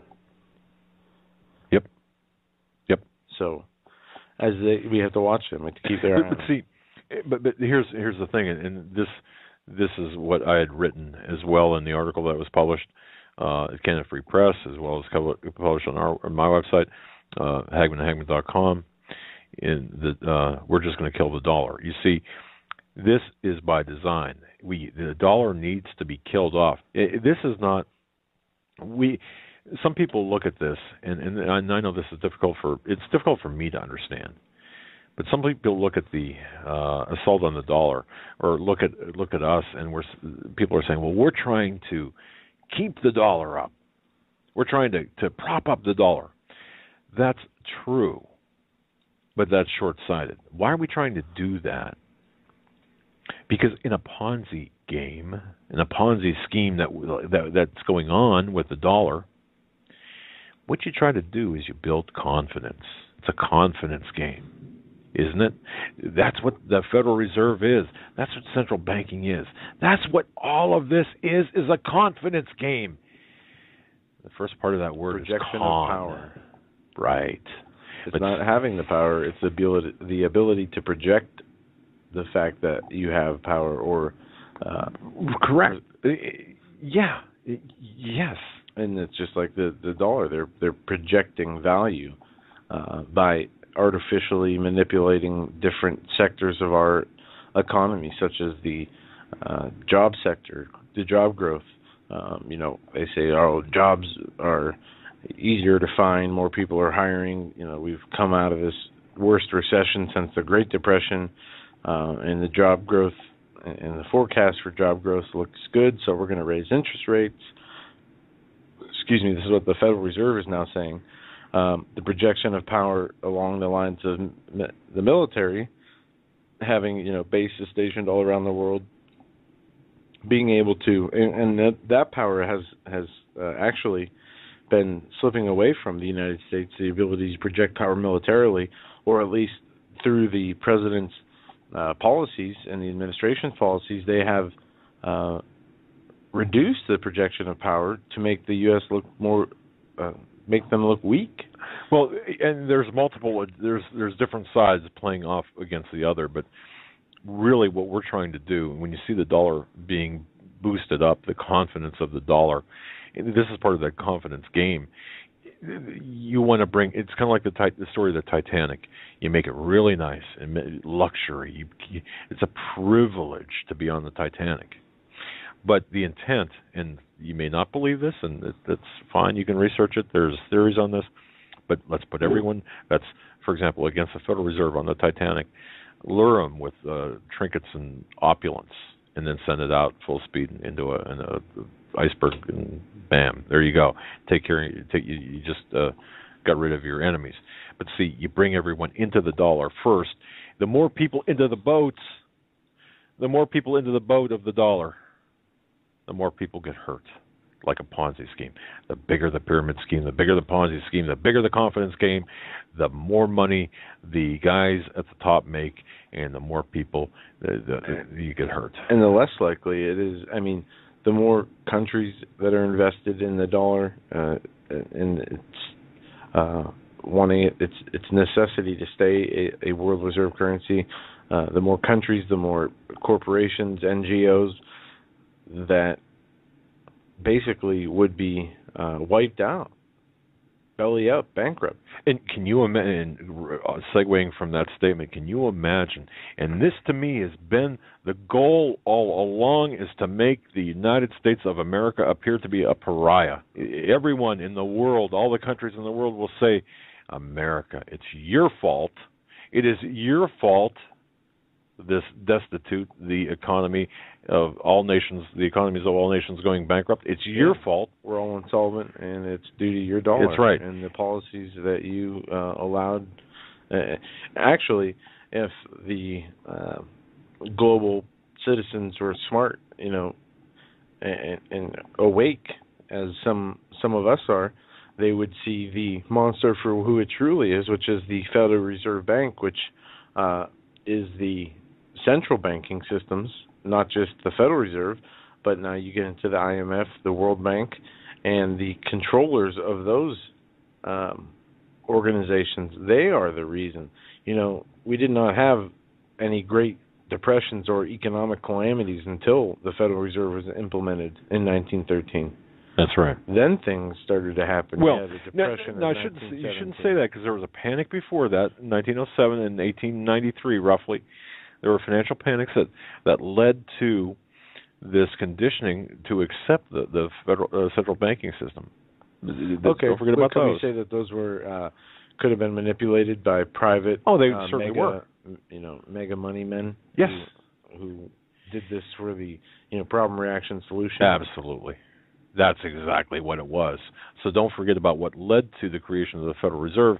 You can talk about the Federal Reserve, but you had that conditioning process to accept the Federal Reserve in the middle of the night on a Christmas holiday in 1913.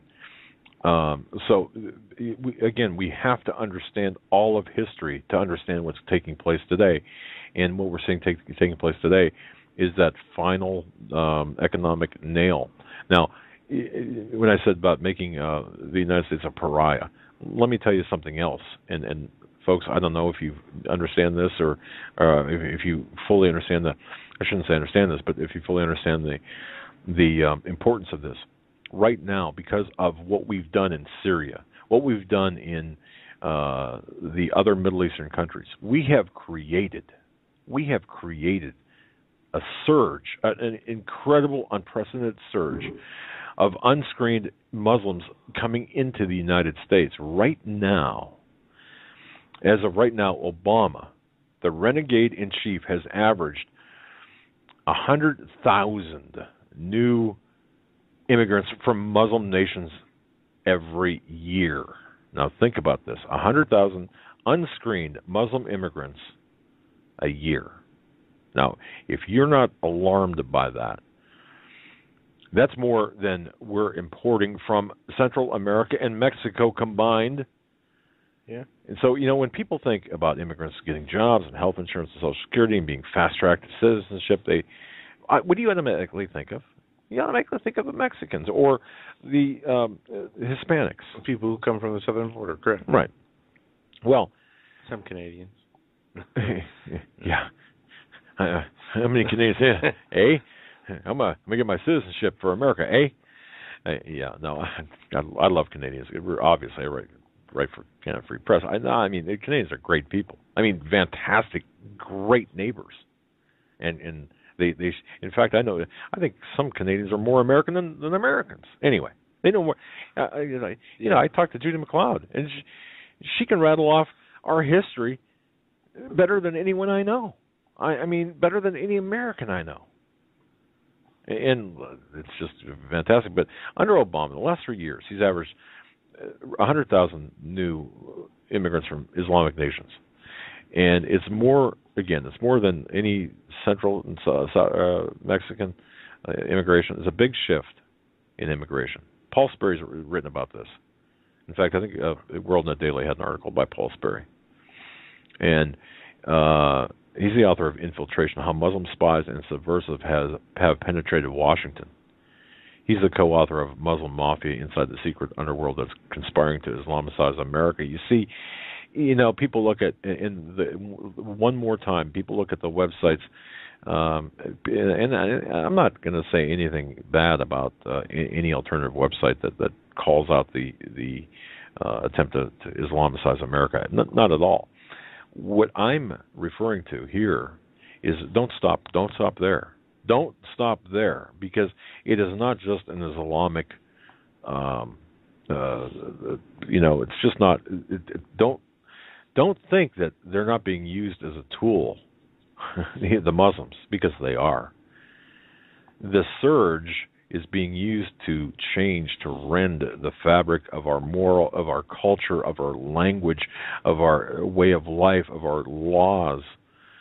And you know what else? It is to take over from within. What do you mean? It's not like they're saying the Pledge of Allegiance in schools in Arabic, or saying, God bless the law, or however that goes. Really? They're not, huh? Yeah. Yeah, did you guys see that story recently? Well, just let me finish. Just say this. Syria, they've always been on our terror list, but okay. And whether that's true, I mean, whether that should be or not, remains to be seen. But we've had so many restrictions, very strict restrictions on Syrian immigration. But ever since we, the Western intelligence, went into Syria and backed the anti-Assad rebels or terrorists via the Libyan debacle, thank you, via Hillary Clinton and Obama and others within that circle, including some very high-ranking conservatives, and egged on by some pretty conservative talk show hosts. You see 10,000 Syrians in the United States, refugees, because of those actions, per year. And the FBI has testified, and Paul Sperry has written, that they admit under oath, hey, we don't know who these people are. We can't find out what type of backgrounds they have, or criminal, terrorism, or otherwise, because we're not being provided with any opportunities to vet them. You can't vet somebody if you don't have documentation, police records, and such. And you can't get them from failed states. You're not going to get them from Iraq or Syria. So there you have it.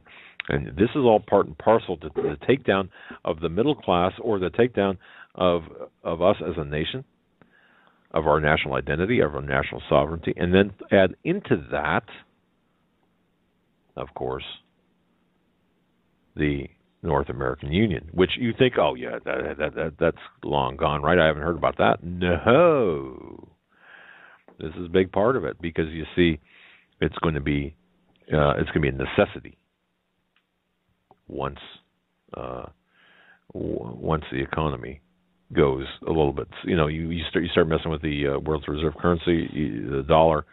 You start taking up the dollar, you're going to need to merge with other countries and form a stronger union that's modeled after the European Union, which is going to be the North American Union. That's not off the table. That's on the table, and that's a direct result of GATT, NAFTA, and all of the other programs that were cheered on by the conservatives as well as the progressive Marxist, liberal, communist people as well. So what we have here is the entire political spectrum shifted so far to the left, it's unrecognizable. But what's the end result here with all the Middle East conflict, with all the North American stuff, with the domestic, with the racial stuff that's going on? This is not by accident. This is by design. And this is to fast track the takeover of the United States and to subjugate us, every one of us, to the United Nations. Yes. Oh, my goodness. What do you listen to somebody from the John Birch Society now? Is that right? Is that who I sound like? But you see, it's all there. And if that's what I sound like, there's no apologies. It's all there. And, throw in on top of that, when a nation forgets God, there you go. And it's going to be a spanking that we are going to remember for a long time. Yeah, those who come out of it. We're up against the top of the hour. Quick headline here. Your phone calls this hour, 661-244-9839. It's great. This is the 27th day of March, 2015. It's a good day. It's a Friday. I'll tell you what, we've had a great week, and we appreciate, ladies and gentlemen, you're listening to this show. I'm going to toss it over to Joe, and let's hit the boards. Let's hit the phone lines, and let's get some audience. Well, you're at the table. Let's talk. Let's talk. Can we talk? We can do that. We can talk. We're going to go to area code 970 first. Thank you for holding. You're live on the Hagman and Hagman Report. You're the first call of the evening. 970, let's rock. All right, going once. 970, going once, twice. Let's move on. All right, area code 352. 352, we're coming to you now. You're live on the Hagman and Hagman Report. Hi, it's Sue. Hi, Sue. Hi, Sue. From Florida. I called you your last 90 seconds last time. That's right. Yes. And when I tried to get back to you the next day or so, my computer did all kinds of strange things, like your running scripts started popping up, like 12 of them. So I was under attack. Welcome to our world. Yes. Well, yeah. Sue, yeah, that's what I hear. Well, we're going to give you more than that. I just wanted to start out saying you guys are just wonderful. Just God bless you. I pray for you and your families. Your knowledge is just unmeasurable, and you are both very gifted people. Well, thank you. But you know very what? Gifted. Thank you. Well, what's on your mind? I mean, that I remember, cutting you off, having to cut you off because we were at the end of the show. But what's on your mind tonight? I mean, what do you what do you think? I'm still mulling over the DNA thing because I'm reading more and more about that. And my son and I were discussing it today.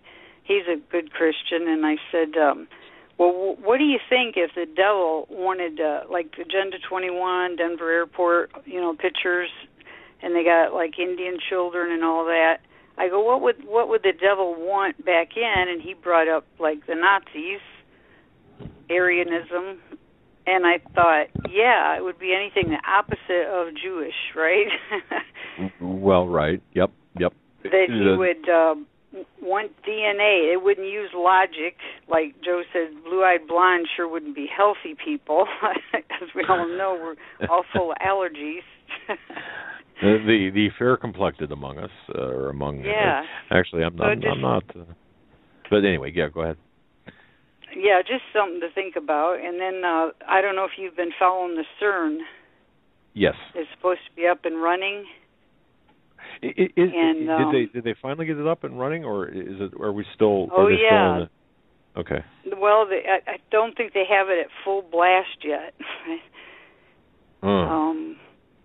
They were talking about the spring equinox correlating with it. Right, but it was my understanding, talking with Stan Dale, that I don't think that they made that date to get it running. So, however, that's good news. Well, yeah, but they're still going to go through with that, and when you get into this, the CERN, I mean, the CERN is, to me, oh my goodness, something very incredible in terms of what they are trying to do. Maria Canese has done a lot of research. Author Maria Canese has done a lot of research on CERN and sent us a lot of information. It's just good. When you look at it, CERN, it looks like a spider, this monstrous spider, and that fits with the Illuminati's occult movie Symmetry. The 666 logo and the statue of Shiva. Yes. I did see a little something like that. Yeah, and we've got to look.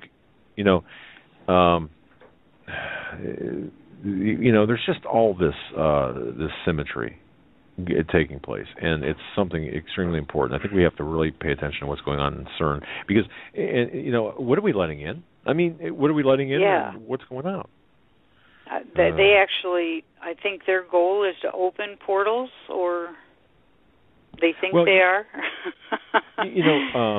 Yeah. Being Christians, we know that's like a really bad thing. Andre Heath in The Fourth Dimension, an author, wrote something, Fringe Stargate, the Event Horizon. Scientists at CERN's a Large Hadron Collider hope to make contact with parallel universe in days. I mean, okay. It's terrifying. It is. I don't want to live Stargate. Well, oh my gosh. I watched the movie, at least the first.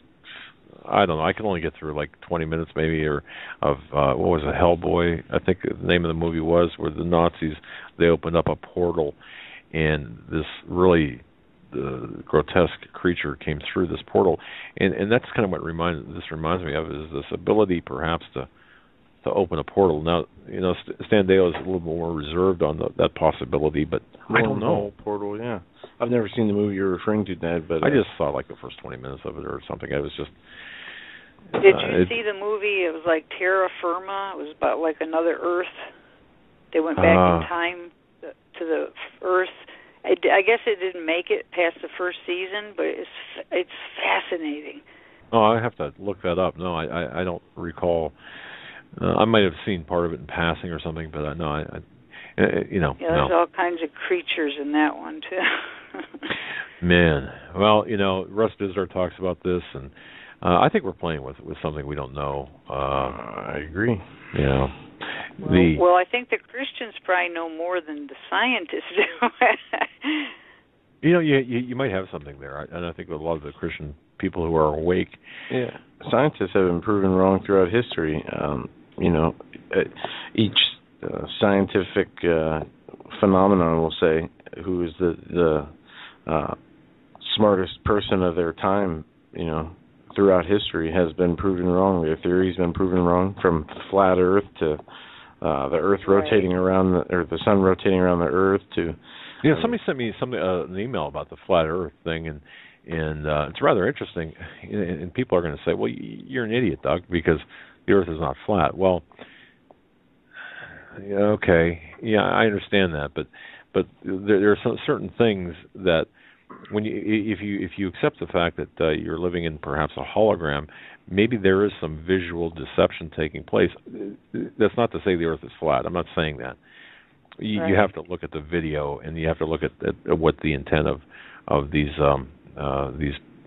things are, that these ideas are. But anyway, I don't mean to take up your time, but yeah. So CERN, DNA, the DNA fascinates me too. You started off by talking about that. I don't know. I mean, to me, that's going to be the DNA thing is going to be. And I'm low income, so it was very shocking that they were willing to pay for that, because I think that's fairly expensive. When you say pay for that, pay for the DNA. The test. The results of the test. Yeah, I'm not exactly certain what it. I don't know, but regardless, it's the all-around bad idea, I think, and I think it's nefarious in its origins. Man, well, you're on top of things. Oh yeah, I get into about 5 or 6 daily, including yours, and I keep up on all the inside news. I try to, because in my family we're split. We're separated. My husband is like, I can't even say anything about like prepping or anything at all, and he just flips out and tells me don't. Fear? Is it out of his fear, do you think, or? And I ask people this question. Okay. I think so. He's very intelligent, and he's been in the military. So yeah, I think he knows more than he's telling me, and that he wants to accept himself. Yeah, he's just not able to cope. Yeah. Because you cannot see it. You go to the beach and lay on the decks, and you see the pool decks, and you see crisscrosses across the sky above you. How can you deny you're not seeing something strange? Yeah, and even me, when Joe would point stuff like this out, I'd say, well, what do you think? I mean, it's the contrails from aircraft. I mean, that's it's one of the most difficult things for me to wrap my mind around, that there's aerial spraying taking place and deliberately so. And then you look at that and you think, well, why? And perhaps it was initially. What's the purpose of that? And weather modification? A lot of people say it goes along with 3 different things. One is military. It boosts all kinds of radio waves by lowering. Actually, they keep the humidity down. They don't like the rain, and it benefits everyone, because then if Agenda 21 is a soft kill, if that's a reason, then it's feeding all the pharmaceuticals, which actually I have a friend that's a nurse that said they actually gave him a test in nursing school about that, saying you're going to start seeing a lot of more of these problems. And I was just dying to get a hold of this list, but he's one of them that's scoffing me off all the time. So I can't get him to give me the list. So I did some online searching, and yeah, there definitely is something to that. Interesting. That everybody's benefiting from whatever they're doing. Well, could be military, climate change. Yep. It's a multifaceted operation. I mean, many beneficiaries to that. Yep.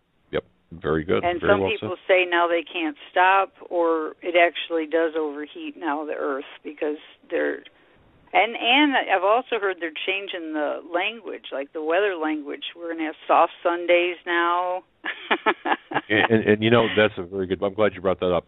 The linguistics, the neuro-linguistic programming that we are being subjected to at all levels is a very important thing for us to pay attention. And already the children have new cloud maps of clouds that I've never seen before. I homeschooled my son, and I never saw any of those clouds on our text pages.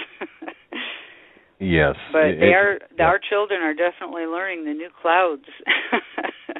Yes, and if you listen to the weather reports or watch them on television, it's interesting to hear the new descriptions of clouds, and it's really I can imagine somebody from like 1975 coming back. Let's say they hadn't seen TV or weren't around for since 1975. They come back and look at the weather report. The change in terminology, well beyond the obvious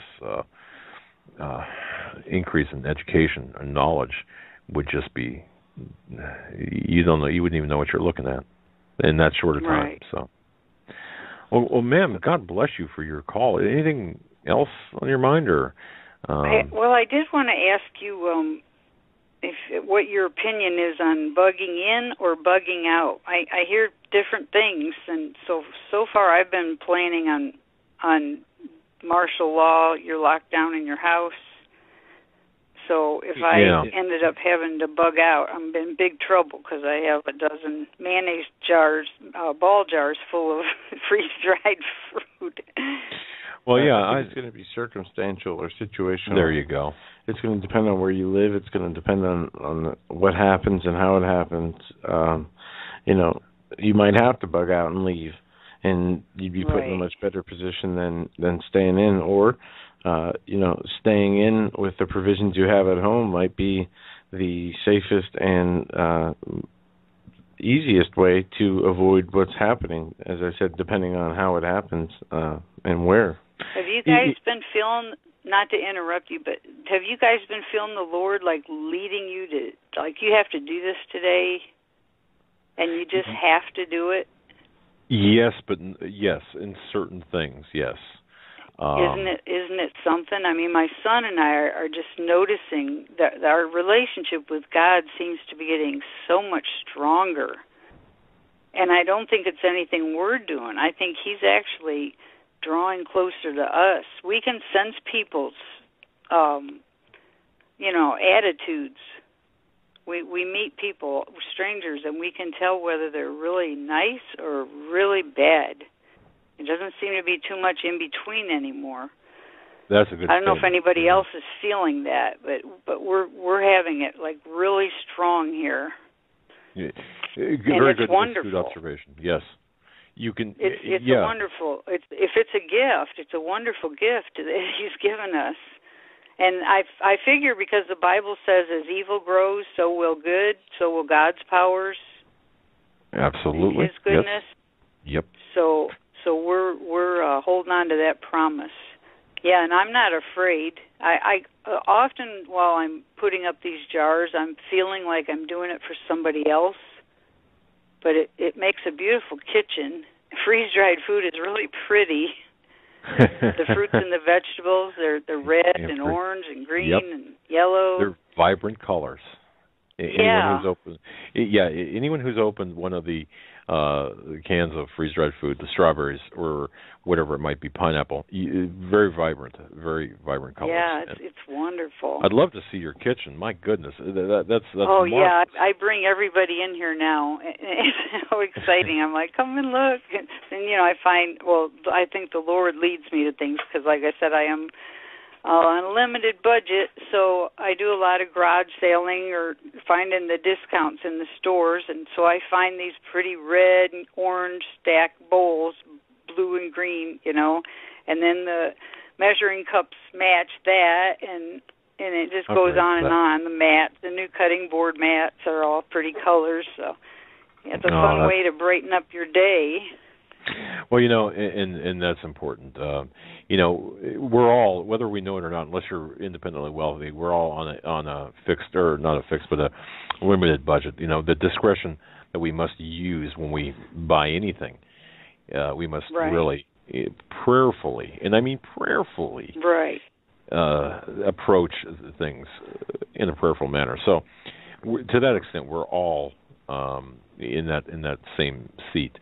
Now, having said that, you asked a question about bugging in or bugging out, and Joe said it's circumstantial. I believe that to be true. However, those people who are trying to escape what's coming by bugging out, unless you've got a place to go, and ultimately no one's going to escape what's coming. But, I personally am in favor of, bugging in, unless, of course, you're at, the 83rd floor of a high-rise in the Bronx. You like to bug in if you have to go to the grocery store. Yeah, believe it or not, I'm kind of an antisocial kind of guy. I don't know. My wife got me a coffee mug that says "Born Grumpy," and so I would never have guessed that. yeah, talk to my wife.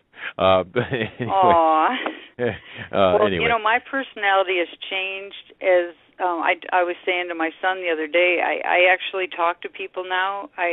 always end the conversation, if I'm getting that good vibe, with God bless you. I hardly ever get a response of bad, maybe quiet. There's, sometimes. We should do we all should do an experiment one day, and use the, instead of have a nice day, God bless you. Yeah, it's amazing way. Because most people go, "Oh, thank you."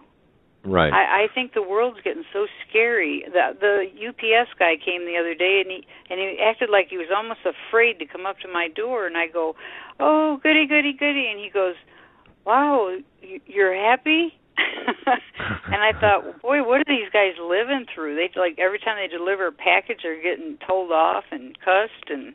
Yeah. And then so the next time he came, I go, goody, goody, goody, and he goes, goody, goody, goody. Well, thank you for sharing that, and thank you for your call, and we appreciate it, and glad you're listening. Oh, I just had to tell you guys how precious you are to my son and my life. You mean so much. Have your son give you a big hug, and, of course, give your son a hug for us, and thank you so much for listening. We certainly appreciate it, and I'm glad you had more than 90 seconds, or, glad you had more and God bless you. And God bless you. How's that? Oh, we're gonna start a thing. All right, kiddo, you take care. Have a great weekend. We'll talk again. All right. Great people. Absolutely. All right. Area code 731. We're coming to you now. 731. You're live on the Hagman and Hagman Report. Hey guys. Hey. Yo. Trucker John here. I was in Minnesota last time I called you guys. Yeah. Yes, I remember. I'm in California now, and came out of L.A. yesterday. Hot here. But I'm up in cooler air now. I'm up around Sacramento area, waiting on a load. But I wanted to talk about that CERN. Yeah. Something I got to thinking about. Have you guys heard where I guess it's been on a 2-year hiatus, right? Yeah, I'm not sure. I read where it's been down. Well, I read an article that it was on a 2-year hiatus, and that's what they're trying to fire up from right now.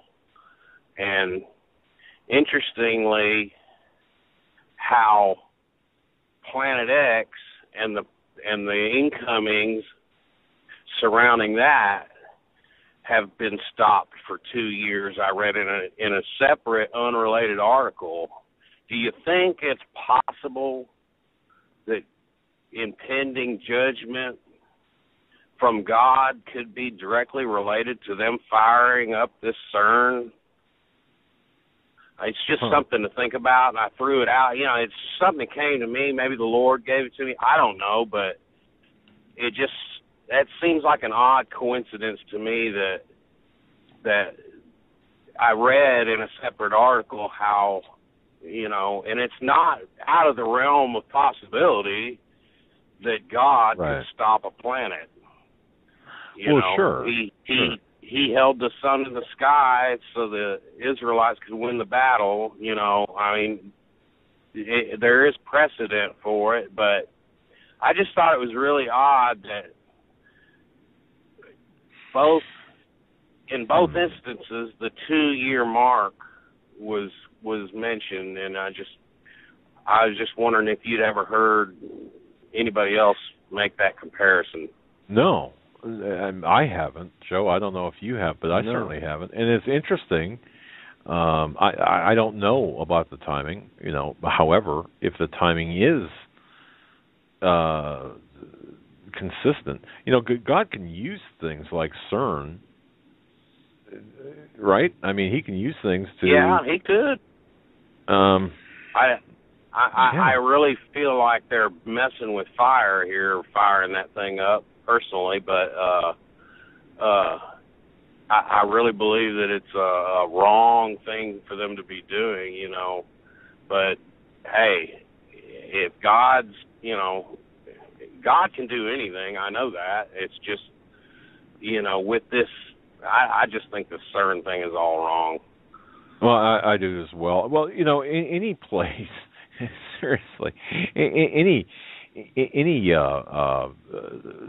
facility that's got a statue of Shiva in front, the 666 logo, and I mean, come on, what? Yeah. What is it? There's more to CERN than just science, and it's more to me philosophy. It's more occultish than anything else. Right. That's man, I'm telling you. So what you're saying, hey, that's who knows? I don't know. You're the first to bring it up. Let's throw it out there. At this conference table that we're at, and hey, anyone else have a thought on that? Certainly weigh in on it. But very interesting. Yeah, it just came to me as a I don't know. It just seemed more than coincidental that those two things were really, happening at nearly the same time. I don't know the time frames, but wouldn't it be interesting that if they fire this back up, that the Planet X and the planets start moving back in at that time? Well, just a thought.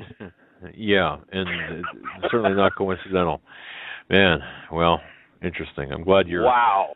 And I encourage anyone who has a thought on this or has knowledge on this to give us a call and weigh in on what this caller said, because it's very important. And well, I'll tell you, I want you to be careful driving around through LA, and it can't be easy. Amen. Hey, I appreciate y'all's show last Friday, man. Paul McGuire, I really got fired up off that. That was awesome. Oh, that was so great. That was one of the most amazing. I was glowing after that show. It was really good. Power of the Holy Spirit really came on me personally. I just want to thank you guys for that. That was awesome. Well, thank you for listening, and know that Paul McGuire is just a precious man, a man of God. And I'll tell you something. I think the world of him, and I was so honored personally to be able to write the foreword to his new book, which is just incredible. So, that show just really rocked the house, man. I'm telling you, it really. Yeah, it did. In more ways than one. I believe there were a lot of people probably set free. And spiritually set free out of that show. I think there were a lot of things happened during that show. That was really awesome, and it was so weird how it happened. He just calls in, and boom, this stuff starts happening. Oh, wait a minute, hold up, God is showing up here. That's right. And I really believe that's what happened, man. It was really, really good. God makes better programs than we could ever do. So, he arranges the schedules and does that, and we just kind of submit to God's will. And it's so important to do that. I mean, really, you got to be listening. Though. It is. Amen. All right. Well, I thank you guys for what you do, and I'll holler at you from a different part of the country next time, I guess. Man, that's looking forward to it. That's incredible. Your job is just incredible. Thanks for doing what you do, brother. You take care. Safe travels. Have a great night. All right. Bye-bye. Bye. Man, I remember you and I traveling, and Joe, it's you wake up in a different city every other day, and you get pretty dizzy after that. But yep. That man. We're gonna go to area code 707. I'm not sure if this is our caller Marilyn from North Dakota, but Marilyn. Let's see. Could it be 707? You're live on the Hagman and Hagman report. Oh, hi. This is California. Oh, I'm sorry. Well, welcome. Okay. Yeah. Hi. I just wanted to confirm what the lady was talking about in the prior call, that I have been also seeing people's hearts and the motives behind their actions, and like in layers. And the Holy Spirit revealed these things to me so I could be in a position of authority and not be taken advantage of anymore. Their motives were lies and separating me from them because they were greedy and wanted possessions, and I'm just in love and helping people, and people don't want to be around you because you put the truth out. And so at first I was like, that was disturbing, seeing that some of my family members were competing with me rather than cooperating. But it was better that I knew, because then I wasn't being hindered. And so also there's people in my family, I'm pretty much the only one that listens to this show, and everybody gets upset if I listen to it, so they don't come over anymore. And my preps are constantly taken, and I'm laughed at that that's not a good idea. But again, it goes back to the truth. If people know something's coming, we all have instincts, and it's fear, and it's denial. And so also the Lord's been leading me on a journey of positioning myself geographically. I see there's no more gray areas, either in relationships or location. It seems that the Lord is maneuvering people into positions of authority and to be protected and provided for. And those that are choosing to compete and not cooperate with their brother are kind of like not seeing what's happening because they're consumed with possessions. And so as I was being urged to move out of the city and go more to a rural area, I was thinking, well, that's hard, and how will there be a way? And one day I have visions a lot. I seen the banks falling before that 2007 collapse. And I knew that was going to happen. I called my sister. I was like, cut your mattress open, get the money out of the bank and save it. They laughed at me, and they lost a lot. But anyway, so I had a vision. I was in my living room walking across, and I looked out the window, and everything glowed red. And I heard, like, gunshots. The gunshots were actually on the sea. The Holy Spirit highlighted that it'd be in my street soon because of the red glow outside. Wow. And often the visions come with color. Otherwise, nothing happens. I mean, I've been around a while, and I don't just see things or whatever. This is maybe 6 or 7 times in my life. They're significant. And so I was like, well, I probably should keep moving as the Lord is leading and calling my heart to a more beneficial place with fellowship and to get away from the evildoers, basically. I went to my neighbor's house that was always bullying me.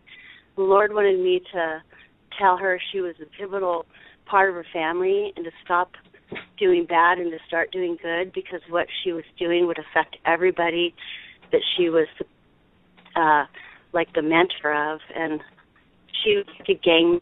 So I thought she would change, and that would make her feel like she did good, but she continued to bully me and was like moving away. Okay, and, dear, you're breaking up a little bit there. Okay, but that first vision, then the last vision I had was around the time that you had, I think it was Nathaniel Leal on the show. And he was, Nathan Leal. He was talking about orange skies. Yeah. And so, because I was thinking about maybe moving back to L.A. instead of going north. And so I was had a vision of orange skies. Again, I was walking across my living room and just by myself, and all of a sudden it was like a photograph, like a Polaroid picture, but in motion, sort of, just like in my mind's eye, I guess, and that's what it looked like. But I saw orange skies erupting and black things flying around out of all the volcanic openings. I saw stuff coming out of La Brea tar pits. It was like dark matter. I think it's in regards to the CERN. And so basically they were opening the gates of hell, and all chaos was breaking loose in Los Angeles, and I felt the terror. My visions come with a feeling, of deep feeling, and my family's in Los Angeles, and so I cried, and I just knew that there would be boundaries. There's boundaries, areas that people won't get out of, like judgment is coming, and people are choosing that. They're not going to the light. They don't want the truth. They're driven and motivated by greed and other things that are negative. And so I just wanted to call in and tell that lady that I was so glad to hear her say that, because sometimes going through all of this and, you know, having everybody angry at me for knowing the truth, it makes you feel like maybe you're wrong, but sometimes you and God are a majority, and they're just... There you are, fine. yes. Very interesting how people, and I've heard this before, where people are they're able to see, I don't want to say see through the facade of people, but there's a feeling that you get when you meet someone or you... Ted Boer talked about this the other day. Yes, he did. When he met Henry Kissinger. Yeah, but even on a lesser scale, okay, when you meet your neighbor for the first time or someone on the street, you can kind of get that feeling, but you're saying you can kind of see their heart. But this is way beyond. Yeah, this was way beyond intuition. I know you get the bad feeling, and eventually you have a falling out with that person, maybe 6 months, a year later. Right. But this showing me, the Lord was saying, like, I'll try not to mention exact family members, but the Lord said the one lady, family member of mine, behested, well, basically my dad, to not have a relationship with me because I've gone through so many problems. But that's just because the devil attacks God's kids all the time. And so they're like, well, she's a lot of drama. I behest you to not have a relationship with her. But she didn't actually use that word.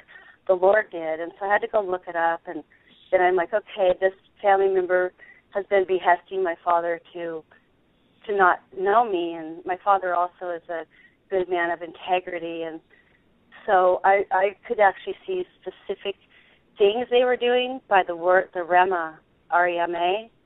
Right. And that's why it was disturbing at first. I was like, no, we're all friends. We all care about each other. And he was like, no, they have bad intentions, basically. Wow. Well, and I think it's spiritual discernment that's at play here, and really it's something that we have to hone or hone through prayer, for that spiritual discernment. Wow. Well, the biggest thing that he showed me was the lady caller you had last night talking about having a dream and cutting off the guy coming in with a knife to cut off her head, and she told him to get out and Jesus. Yes. That's what the Lord has told me. Everything is leading to that's going to be the fight. Our power is in our tongue, and it's pretty much Ephesians 6. Ephesians 6, the armor of God. Well, that's exactly right. No matter what comes against us, He's preparing us. Well, ma'am, I'll tell you something. It sounds like you've got your spiritual house. You're working on that, and I just hope I really do. I hope. One thing that pains me the most, grieves me the most, is to hear that families have been split apart over being awake. Those that are awake and those who are in denial, and maybe that's a very overtly simplistic way of saying. Describing the situation, but I just feel that the rifts are going to get bigger, the chasms are going to get bigger, and we're going to have families ripped apart by what's coming, and we have to. But there'll be family members that'll be shining light, and then hopefully we'll lead them back out of the dark. Yes. There's miracles like acts performed, and you cast a terrorist out of your house in the name of Jesus. They can't deny that. True. And that's the final end game. I shouldn't say end game, but that's later on into this film, this video, if you will. Well, God bless you, my dear. Thank you so much for the call. It was great to hear you, what you had to say, and I just wish you the best. And we're going to be praying for you.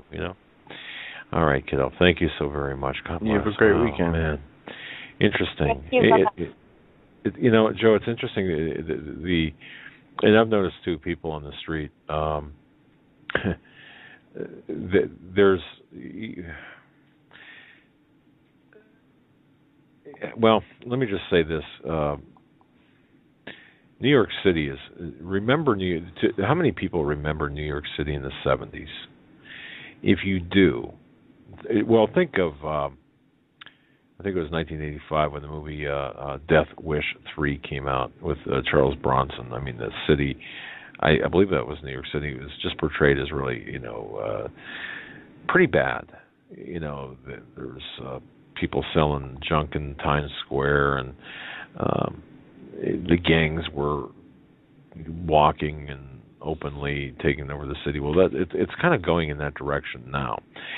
The reason I mention that is I see with this taking place all over the country, lesser scales, of course, but nonetheless the same. And I see this within families too, and within neighborhoods. Not the selling of trinkets, but the split, the widening split between those who are awake, those who are asleep, those who are selling trinkets, metaphorically speaking, versus bringing good to the table. But that last caller is right. There will be people that will bridge that gap. So it's good indeed. So, all right, area code 469. We're coming to you next. 469. You sure about that? Live on the Hagman and Hagman report. 469. Oh, can you guys hear me? Okay. Yes, we can. Oh, great. All right. Well, my name is Rudy Davis, and I was hoping to talk about Pastor Ken Hovind tonight. Yes. Let's. I was trying to. In fact, I sent a couple of emails to you. I'm not sure if you got it, Rudy. I wanted to have you on the show. I probably was out of town. Yeah, I probably was out of town. I wanted to have you on the show as a guest. Folks, we're talking to Rudy Davis, Ken Hovind, advocate for Ken Hovind, and I got to tell you, please, Rudy, we're going to give you the floor for the next from now until the end of the show. Rudy Davis, go for it, sir. Wow. Okay. Well, hey, thank you guys so much, and I appreciate the support. My wife has, gave me the phone number, and I wanted to try to dial in, so I appreciate the opportunity. Basically, we have an egregious, flagrant case of religious persecution right here in our own country, on our own American soil, and I believe that Ken Hovind is a political prisoner. I talked to him probably at least once, twice, sometimes multiple times a day for the past 2 months, and it's just absolutely atrocious what has happened to the man. And back in December, I was communicating with a brother in the Lord, and the subject of Ken Hovind came up, and he said that I need to go visit him in prison. And I said, well, I really don't have the time. It's all the way in Florida, and I'm sure somebody's visiting him. And he just quoted the Bible verse that said that we need to visit our brethren in prison, and it doesn't really matter even what Ken Hovind has to say about it. And so my brother's name was Jerry Rose, and he convinced me by using biblical scripture that we need to go visit him. Well, since that time, guys, since like December of last year, it's just been an incredible whirlwind of just activity, and I started to look into the charges that they brought against the man 8 years ago. And there came a point early on when I just woke up one morning after reaching out to the people that were, Ernie Land is Ken Hovind's 25-year trusted friend. There was a girl up in Canada who was working in her spare time to put a website up to kind of educate people. But I just woke up one morning and I just started weeping. It's like, oh my goodness, we forgot about our brother in the Lord. Nobody even checked into the charges, and I just felt so sorrowful that that he's been in prison for all this time. And when I looked at the charges, it was for withdrawing his own money from his own bank. And then he had contractors which he considered missionaries, and he didn't feel like it was his ministry's role to withhold those people's taxes, and that they were paying their taxes anyway, so it's not like the government was missing out on anything.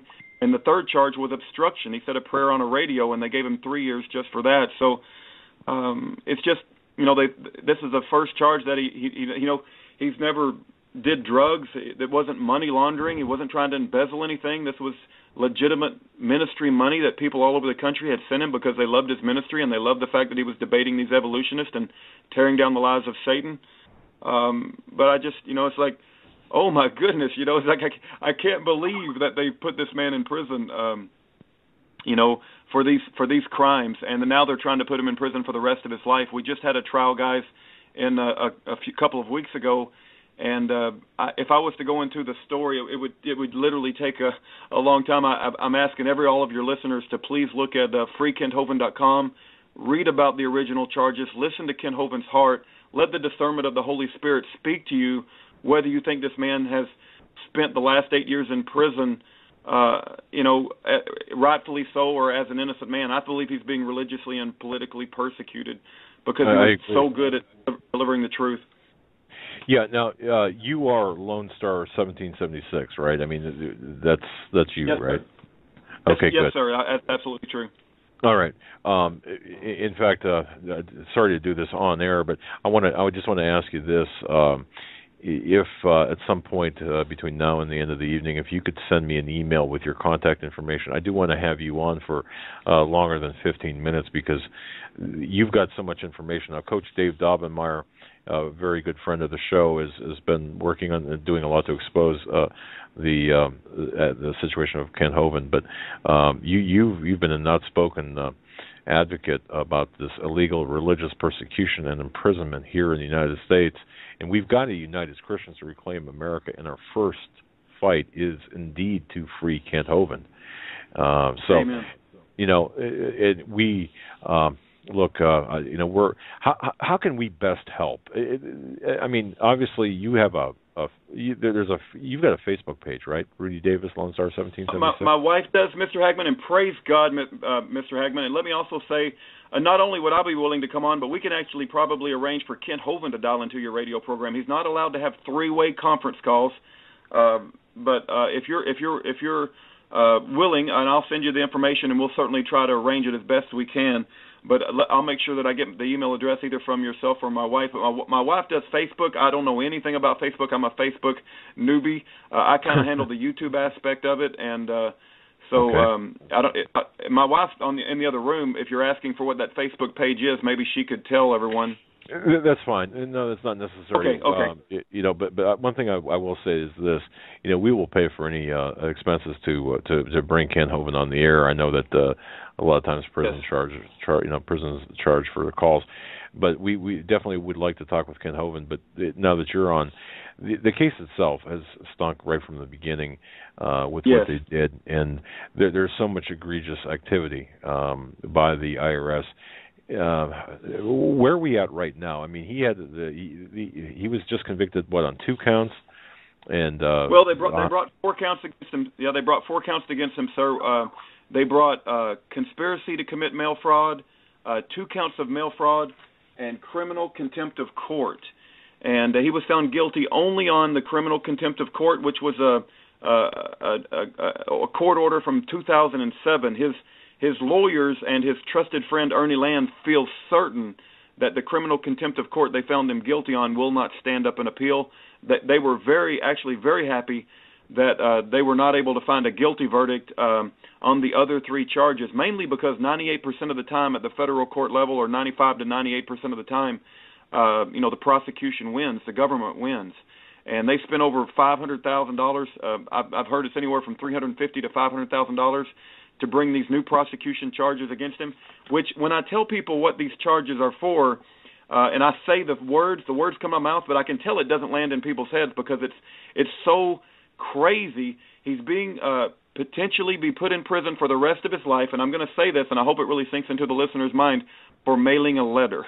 Right? It's literally that crazy. He mailed a letter. It's called a lis pendens, which simply says, if you want to purchase this property, be aware that there's pending litigation because I think this property's mine and the government thinks it's theirs, and we want the buyer to be aware of that there's going to be pending litigation. And because he supposedly mailed that letter, they want to put him in prison for the rest of his life. I could literally share some stories about this judge and the prosecutor, the previous prosecution, that would just blow you away with their biasness and their unethical behavior. And I believe that he literally is in a spiritual battle, and I believe that the dark forces want to keep this man silenced for the rest of his life. They do not want him to get out of prison.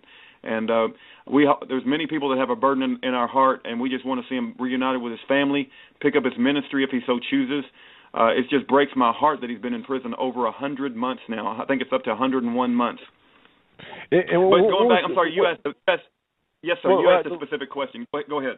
Yeah, let me ask, or just in case some listeners are not familiar with the case, Kent Hovind, Dr. Dino, he taught creationism as opposed to Darwinism, And that's Yes, kind of, I mean, the motive for prosecution, which turned into persecution, was his effectiveness, as I understand it, looking into the case and talking with Coach Dave Dobmeyer and other advocates for his freedom and liberty. Well, you explain it. What was the motivation behind the IRS against Kent Hovind? Was it to shut him up? Yeah, I totally believe so. I think he is I don't want to lift up any man. You know, we all come short of the glory of God. But at the same time, Kent Hovind is a gift of God to the body of Christ. God has blessed him with a mind that's just absolutely incredible. After talking to the man for several months, and they need to shut him up. He's the sort of man that doesn't compromise on any sort of truth, and even though his specialty was evolution and creation and biblical truth, you ask him the truth about any other thing, and he'll just tell you what he believes. And he was so effective at it that it really caused a lot of problems in a lot of different areas, and they had to absolutely shut this man up. And the charges they brought against him are just, the most craziest thing. They're going to put him in prison for the rest of his life for mailing a letter. That's what they're trying to bring on him now. But the original charge and what he spent the bulk of the last 8 years was something called structuring, which are these RICO laws. And it's literally withdrawing your own money from your own bank. And when I heard that, and when that finally became clear to me, because you hear all these words, and the devil hides behind these fancy words. It's like, what is structuring? It sounds really bad. What is that? Just another word for being a tax cheat? Well, when I heard what structuring was, what I did is I put on some glasses, and I walked in my bank, and I filmed myself withdrawing $9,999.99. My bank account had a little bit over that.